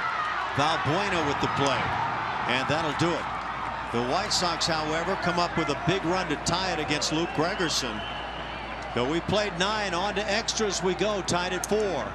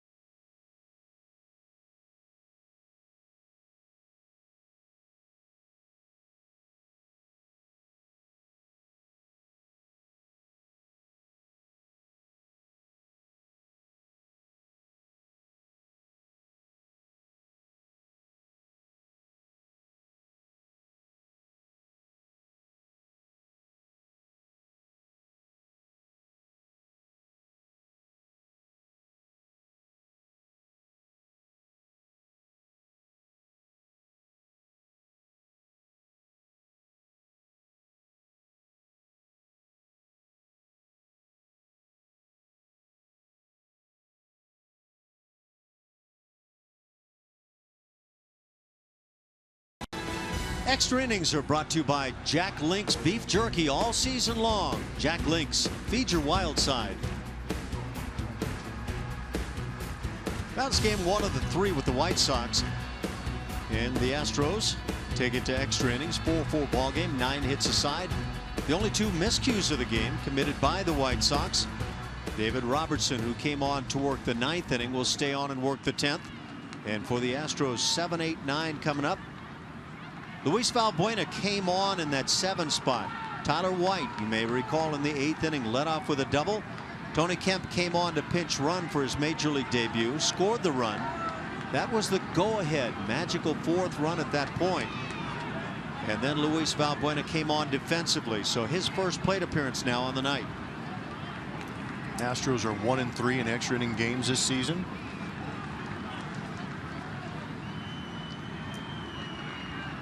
Well, it's time to get that turned around. Valbuena takes a ball.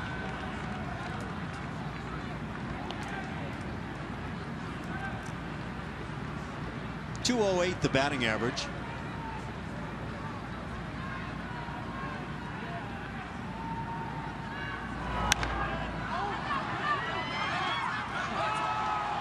One ball and 1 strike.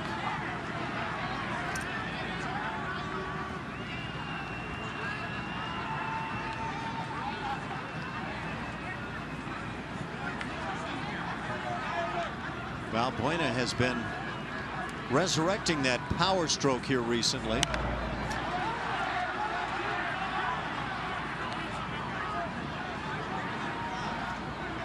You can see with David Robertson, despite all the cutters and sliders, 94 miles an hour. Valbuena has 5 career home runs against the White Sox. But down on strikes. Big sweeper gets him. Robertson takes something off on that one. And the first out here in the 10th inning.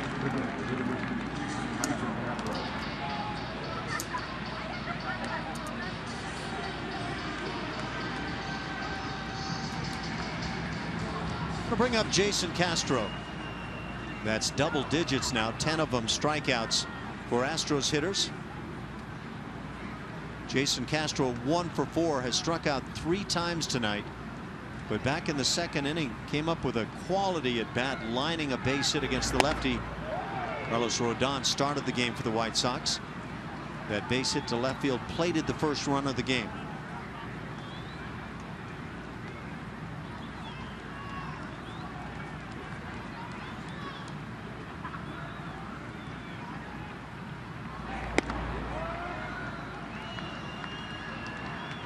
had a little of that Mariano look.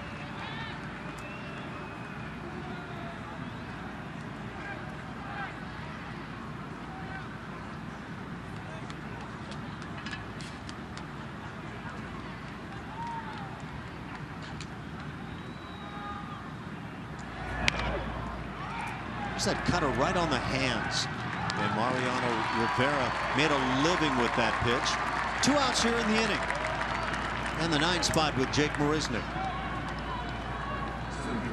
Jake Marisnick had his only hit of the night in the 8th inning, then stole a base.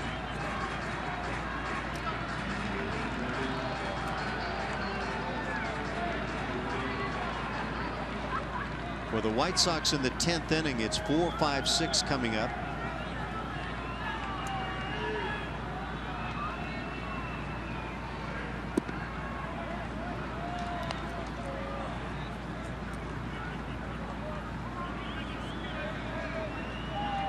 For the moment, both bullpens are quiet. Marisnick drives one to right field. Adam Eaton back to the edge of the warning track where he hauls it in. And a 1-2-3 rather 10th inning for the Astros. So we take it to the bottom of the 10th, still tied at 4.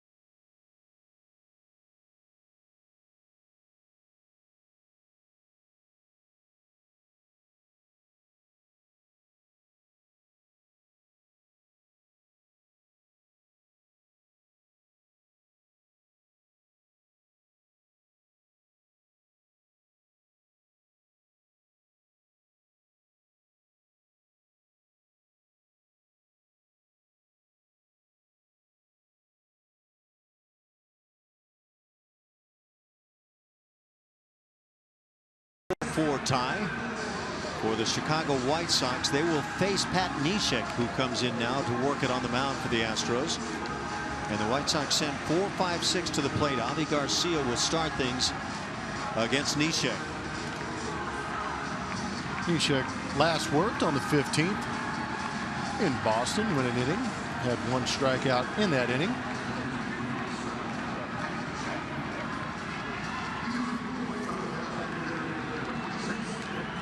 The tough one tonight for Luke Gregerson. Up until then, the bullpen with Ken Giles and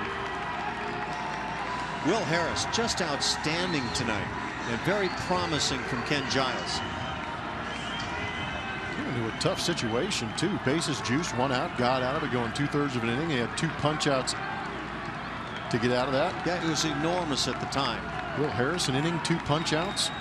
And he struck out the 2-3 hitters in the process, did Giles, as Neshek is close there and misses. 1 ball and no strikes. Avi Garcia 0 for 4 with a strikeout. Got a pitch to handle.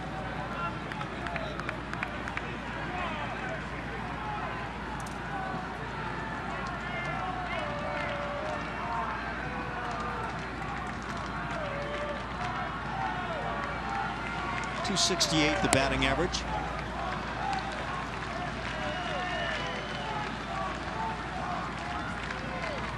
Neshek oftentimes to the back of the mound and just gets himself all straightened out.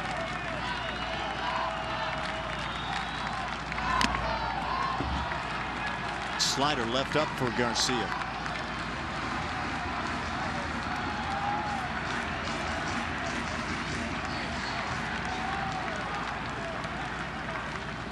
The Astros struck first tonight. They picked up a run in the second inning. Each club with a run in the fourth.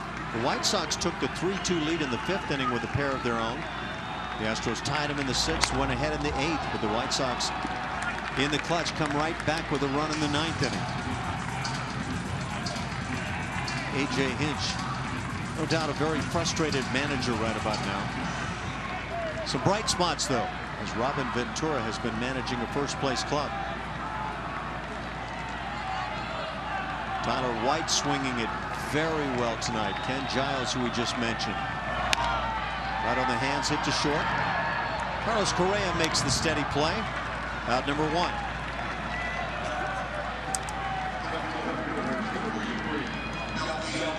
Carlos Correa, in my book, has been playing a really good shortstop over the last couple of weeks. I agree. He's really been doing it all. Bat starting to come around. He's hitting the ball hard tonight again. Boy, not much to show for it. You know, you go back to 2 hits he should have had. You go back to that last at bat for him when he lined out to end the eighth inning. A couple of runners on board, and it was just as hard a hit ball as you can hit to left field, but right at Melky Cabrera. Yeah, it's really good to see him playing well defensively, but swinging the bat the way he's capable of, which means better than just about anybody can come up with. Ball and a strike on Melky. This is his good side of the plate.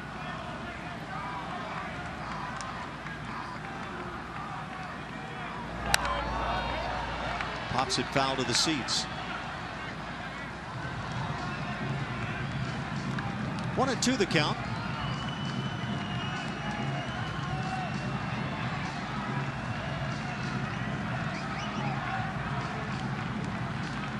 Matt Albers, former Astro, warms it up in the pen, and it's been awfully good for the White Sox.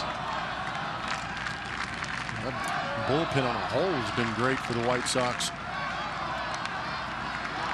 Yeah, we talked about it early on in the ball game. The starting staff #1 in the league, the bullpen #3, and it's been just recently for the White Sox bullpen that they've been giving up any runs at all.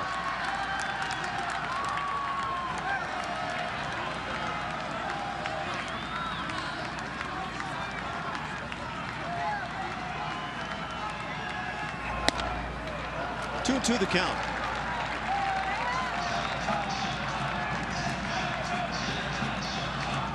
Jeff Blum mentioned it. The Astros 1-3 in extra inning games. They're 4-7 in one-run games. They're just 5-14 on the road.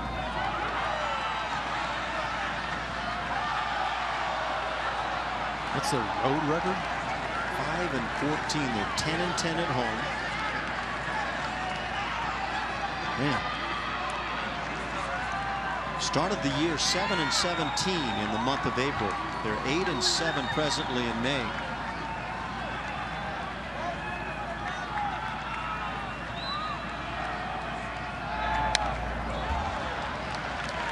Bugs Bunny changeup at 69 miles an hour.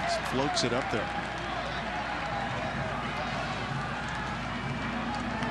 What is it that qualifies it as the Bugs Bunny change? Yeah, I just get to say Bugs Bunny on TV when it's slower than slow. That's a good qualification. I like it. You remember that cartoon when Bugs Bunny, you know, played all the positions and the hitters were swinging 1, 2, 3 strikes are out. You know, ground ball hit left side. Valbuena's there. Yeah, as long as we don't see the anvil come dropping down and land on the field, it would be bad news. 2 outs on ground balls. We'll bring up second baseman Brett Lawrie.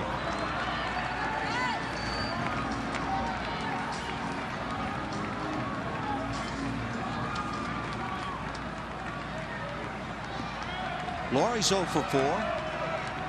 Has a pair of strikeouts. That's just 5 home runs, but he's got plenty of power.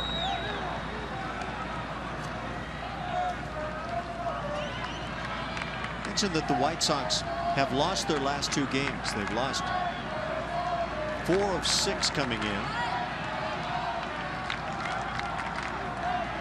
I think that 4 of 5 for the White Sox.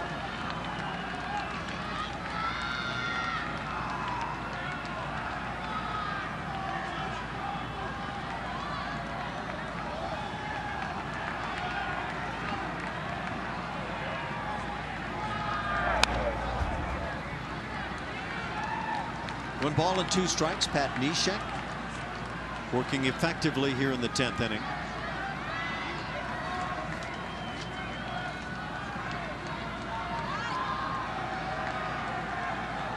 Scott Feldman, Michael Feliz, and Tony Sipp still available in the bullpen.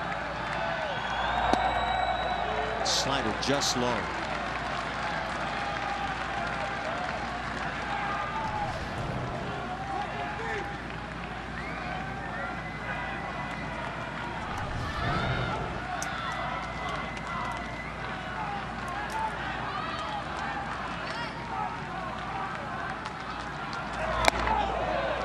Dangerous pitch up and in. That'll fill it.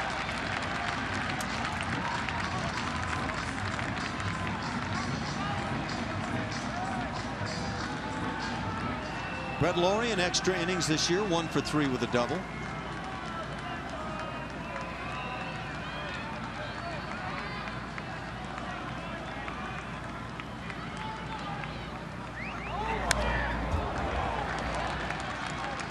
Stays alive as he fouls the heater. Red Sox hitters are making Neshek throw some pitches.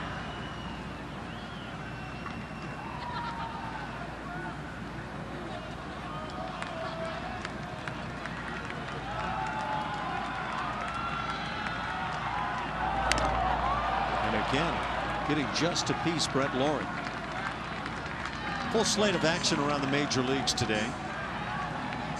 Finals that are in. The Milwaukee Brewers have downed the Cubs 4-2. Cubbies starting to find out that it's not all that easy. Maybe not so much. That's just their 10th loss of the year. Finally in the double digits. Took a pretty good effort from Chase Anderson for the Milwaukee Brewers. Last time I checked, he had no hit bid in the 6th inning. Not sure how far along he got because I did not check up on that score, but that's doing some serious work against that lineup. He went 8 2/3, allowing just 3 hits and a couple of runs. Not bad.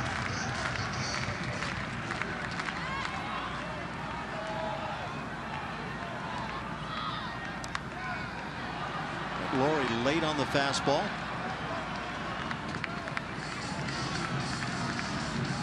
Colorado wins at St. Louis 3-1 the final there. Kansas City downs Boston. How do they do that? That in KC 8-4 the final. They put a fielder on the Green Monster. Have to have a couple of rovers out there, wouldn't you? Yeah. That game in KC, so no monster, but maybe that's how you stop that's why you just get him out of the Fenway Park. Take him to KC. Slider got him looking inside corner. A 1-2-3 10th inning turned in by Pat Neshek. We're tied at 4.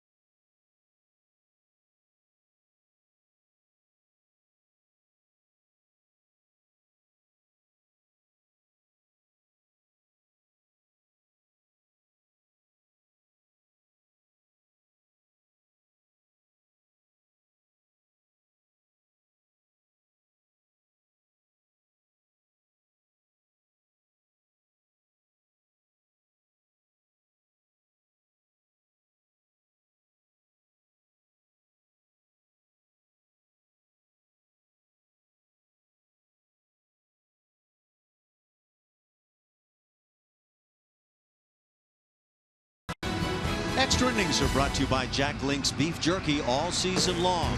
Jack Link's, feed your wild side.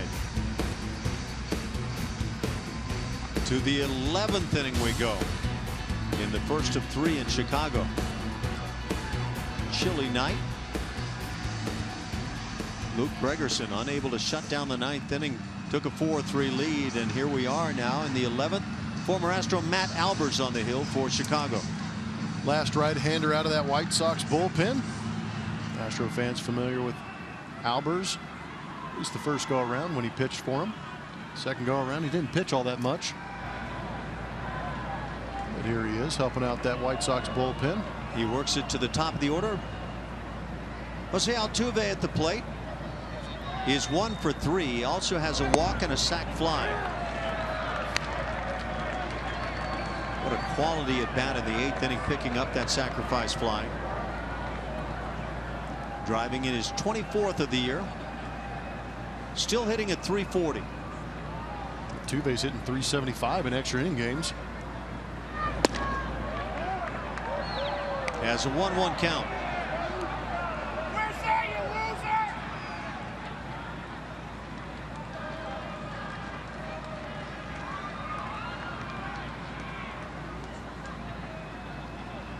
It's Altuve, Springer, and Correa here, and a great shot for the Astros to make some noise. It's the right part of the lineup up there, that's for sure.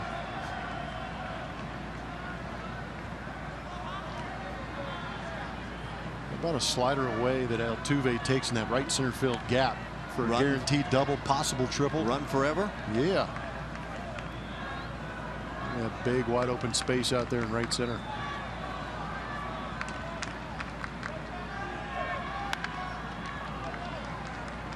Offers on the high heat.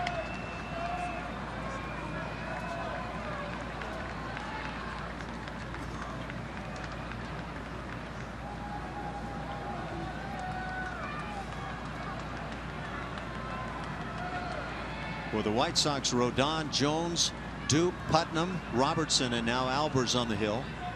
For the Astros, Keuchel, Giles, Harris, Gregerson, and Neshek. 2-2 the count.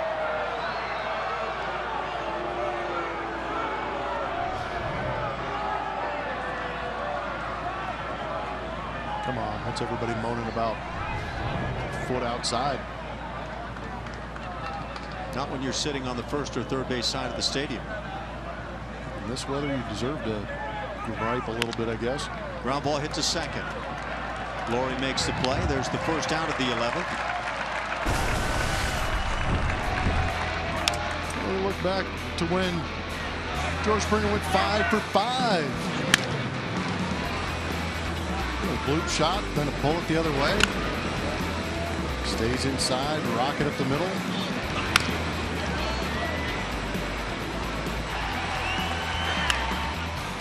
Good piece of hitting off Robertson right there. Just dunk it out there. Big night. Was a big night. Ooh. He wasn't trying to flare one to right field right there. He's trying to hit a 5-baser. There you go. Do it for her.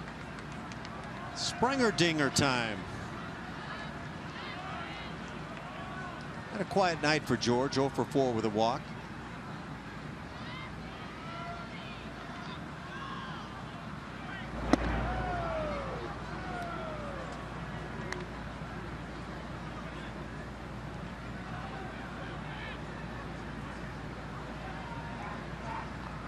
Seattle a big winner, 10-0 over Baltimore. And Seattle leading in the American League West. Tied with the Texas Rangers. 1-2 the count on George.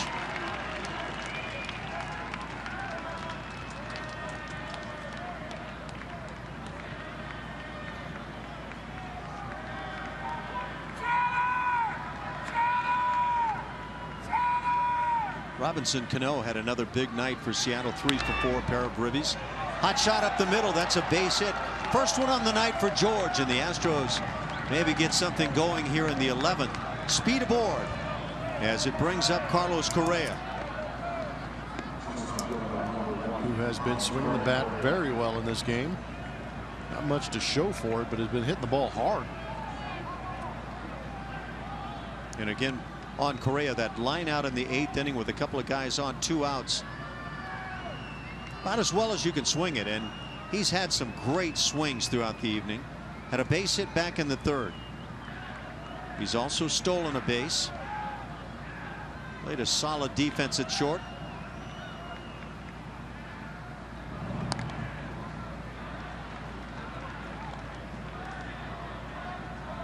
One of those players that, with his abilities, you have to believe is going to have the ability to take the team on his back and carry them at times.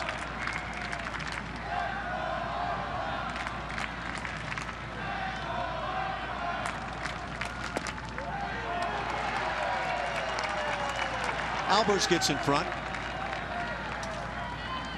Playing no doubles in the outfield with the runner on first base. Keep that ball in front of him. The ball finds its way to the wall. There's a good chance George Springer gets around and scores. Pretty unique to have 2 guys in your lineup that, like you said, if they get hot enough, they can actually carry their ball club. Wouldn't that be entertaining to have both those guys going as well as they can at the same time? That would be fun to watch. And I'm assuming you're talking Springer and Correa.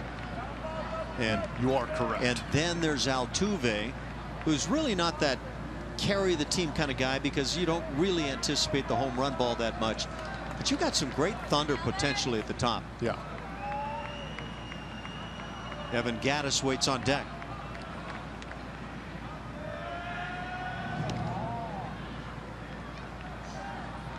Shoot, you might as well put Altuve in that category with the extra base hits he's been throwing out there this year. And that's why I asked the question. I mean, that guy is as good a player as you'll find right now. Yeah, because in the years past, he's more or less a table setter. Yeah.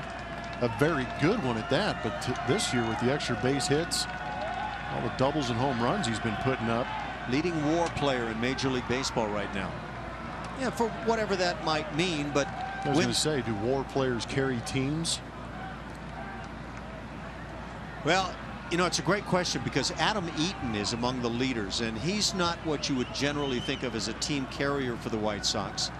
I think when you say carry teams, you talk production, home runs, and RBIs. Yeah. And that's where the confusion for me comes in with Carlos Correa, and maybe with George Springer. Are they guys that are supposed to draw walks or drive in runs? And I think that's been a little bit of a blurry line.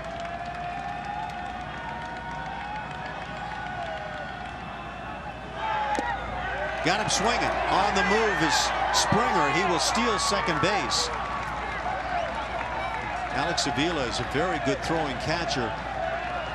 It is stolen base number 3 on the night for the Astros. They came in already leading the league. And now there's a question. Robin Ventura comes out, and he might have an argument. Yeah, he might. They always, the home plate umpires will always say make contact and we'll call it. There was no contact that I could see. Yeah, we're talking about Carlos Correa swinging through that pitch and falling in front of home plate, in front of the catcher Alex Avila. Got to hold your ground at this point. And again, like you said, Ash, he didn't go out and make contact, found a way to throw that ball without making contact. But no, again, does it have to be contact, or if he alters the throwing motion of the catcher? That's what the umpires used to always say to me, make contact and we'll call it. Well, that's a lot easier said than done. Do you make contact with your throwing arm? If you do, that could be dangerous. Yeah, that's exactly right. The Astros have Springer in scoring position with the stolen base, and Evan Gattis at the plate. Colby Rasmus waiting on deck, and that gives Evan Gattis a shot now to try to put the Astros in front.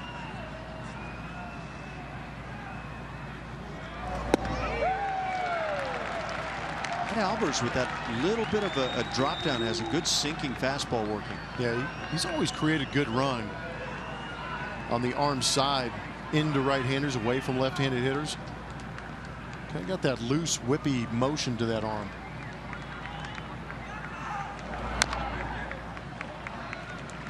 Gets in front 0-2 on Evan Gattis.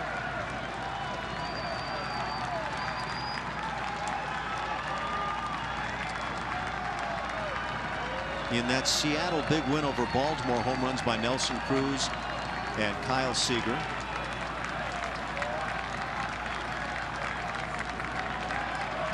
What a big moment right now for Evan Gattis. Tony Sipp is loosening in the Astros pen. Ripped down the left field side, back at the wall. See ya! Evan Gattis launches a 2-run home run. And with it, he gives the Astros a 6-4 lead here in the 11th. And it comes with 2 outs. Welcome back. Gattis attack right there.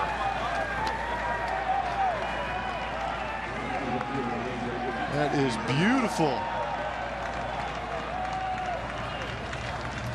He's upset at himself a couple pitches before that swing, maybe swinging over the top. We talked about Albers having that good run on that fastball. Squared that one up nicely. Evan Gattis, the guy that led the Astros in home runs a year ago, and RBIs for that matter, and now hits his 2nd long ball of the season. It was a laser. You're always hoping it's a sign of good things to come. Good times right now is all that matters. That ball is driven. Now the only difference between that home run and the line drive out we talked about with Correa back earlier in the game, just a little elevation. Kobe Rasmus lines it to center field. Austin Jackson back to make the play, and that'll do it. But the Astros get a very big swing out of Evan Gattis. 2-run dinger. To the bottom of the 11th we go. Astros lead by a pair.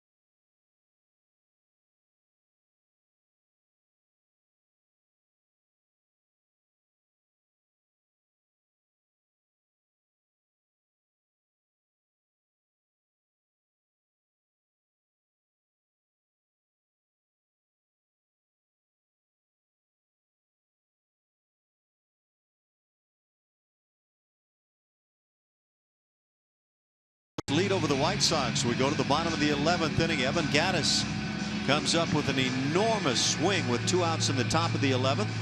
Home run number 2 on the year. Tony Sipp now comes on to work his frame and try to lock this thing down now. In that save situation.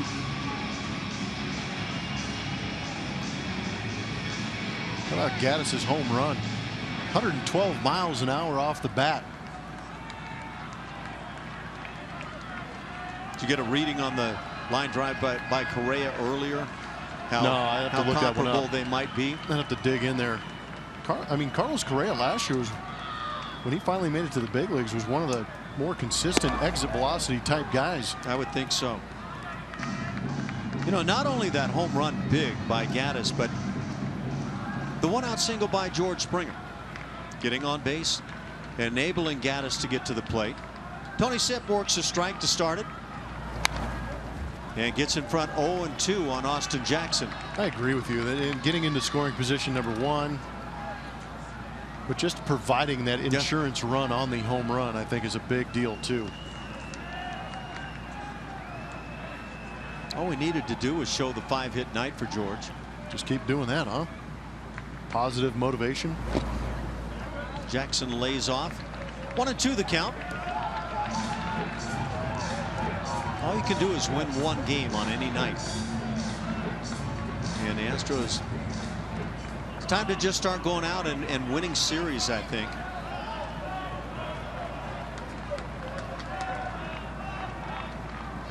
Mentioned Seattle and Texas leading the division as the count goes to 2-2. The Astros are still just 7 back, and it's not a great spot to be in at the quarter pole, which tonight brings you through. But that message has to be, look, we just simply got to go out there and be professionals and win games. There's out number 1 as Tony Sipp picks up the strikeout, and 92, and that's a little more velocity than we've been seeing from Tony. There's your American League West standings at Ash is talking about 7.5 back, and I think for at least a player's sake, you look at that games back number and try and shrink that number. Don't worry about how many wins you need to look towards the end of the season to get into the playoffs. Just keep trying to shrink that number in games back. So what if you shrink it by 1 game a week? You've got time. You do have time, and that's the way you got to think of it. You can't go, like you're saying, keep it small or keep that goal small. Win today, win the series.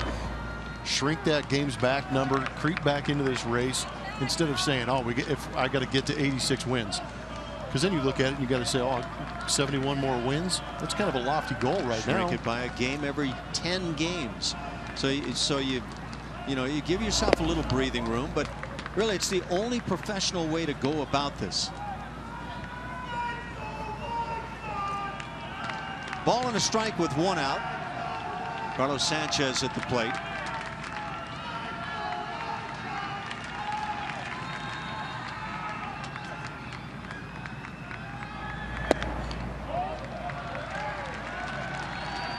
Counts 2-1, and it is no time to be walking anybody.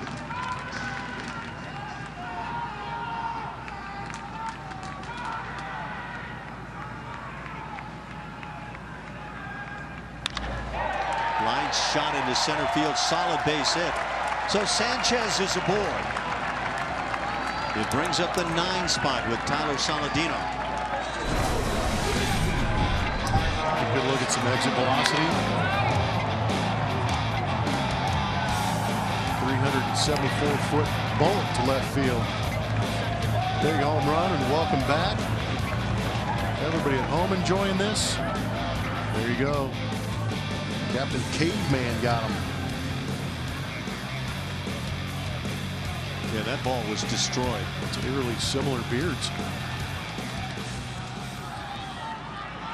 Is that the family right there? That could be brother, I think. Saladino shows bunt. Down a pair here with 1 out in the 11th inning.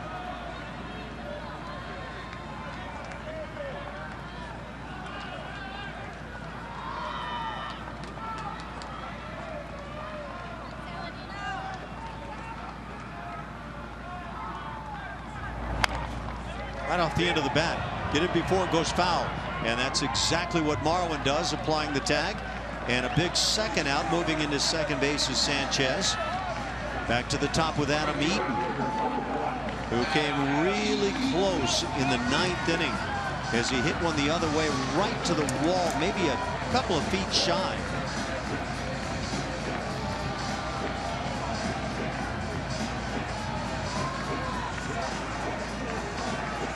Down to an out.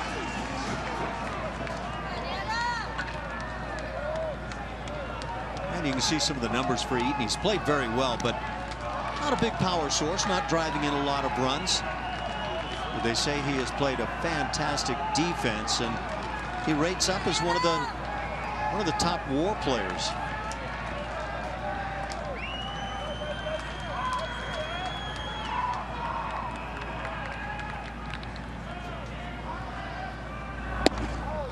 Slider sweeps away. Castro asks for the appeal, and they don't get it. Ash, you strike me as a guy who would be a bigger fan of GWAR than WAR. Give me GWAR. What is that all about? You have to look them up. Yeah, they're on iTunes. Is that right? Yeah, a little heavy metal band for you. Yeah. I'm not sure. Oh, you got to check them out. Okay. You strike me as a big GWAR fan. Really? Yeah, GWAR.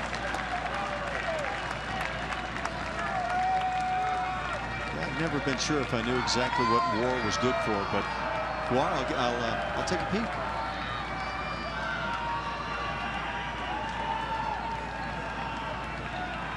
Two 2-0 the count. On deck, it's the left-hand hitting Alex Avila. Adam Eaton taking a healthy hack.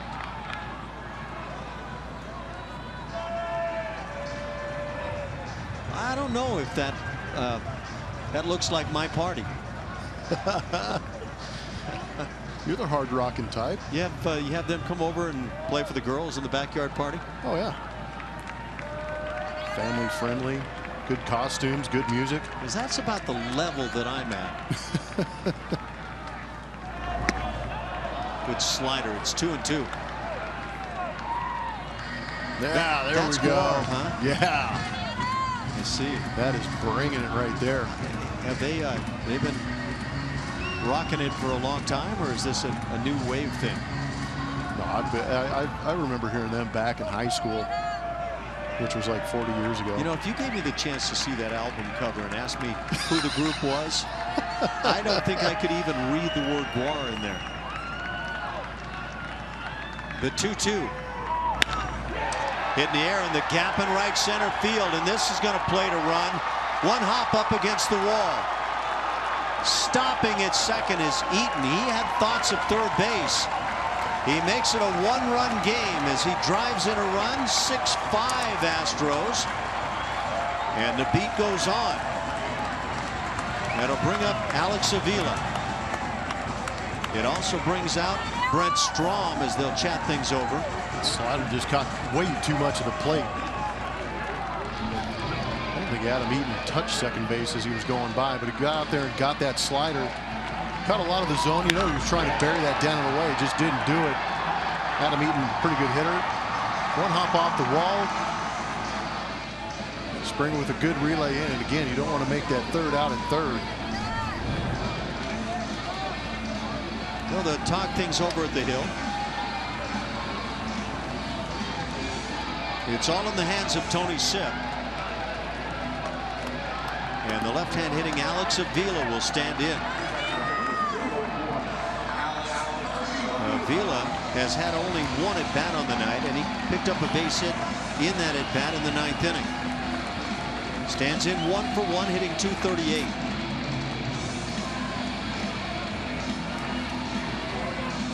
Picked up as a free agent by the White Sox over the offseason, and simply has not been able to put up the numbers.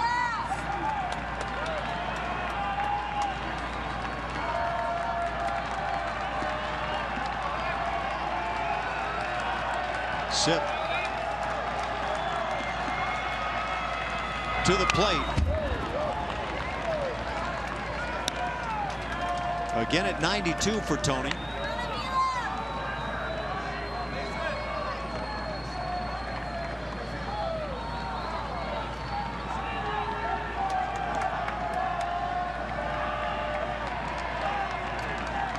Alex Avila, #1 catcher with the Detroit Tigers for years.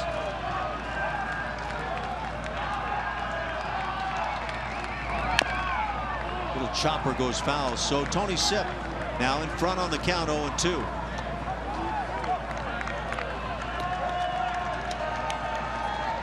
Avila's dad now the GM in Detroit, and after a poor year last year, it's kind of time to let things move on.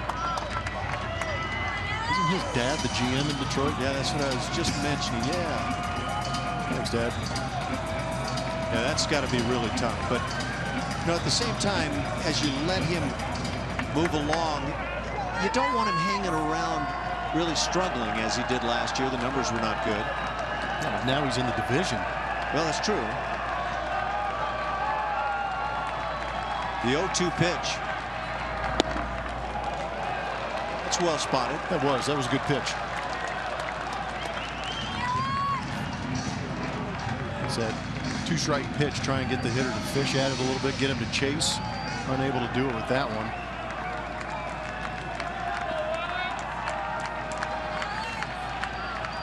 Nervous time. Not a whole lot of folks remaining here. Watching the 1-2. And Castro able to keep it right there. 2-2 the count. You don't want to go any further. You've got the right hand hitting, dangerous Jose Abreu waiting on deck. Yeah, this is the guy to get right here.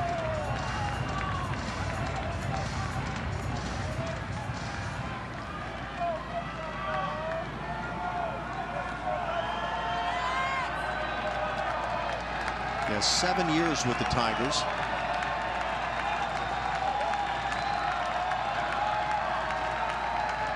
Right here for Tony. 3-2.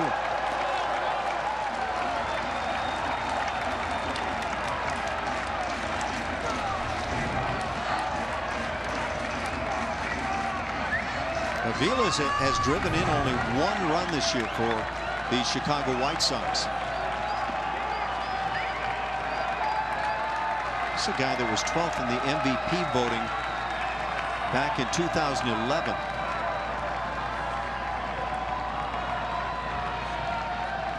He was on some good ball clubs there in Detroit. He's a big part of them too. 19 dingers that year.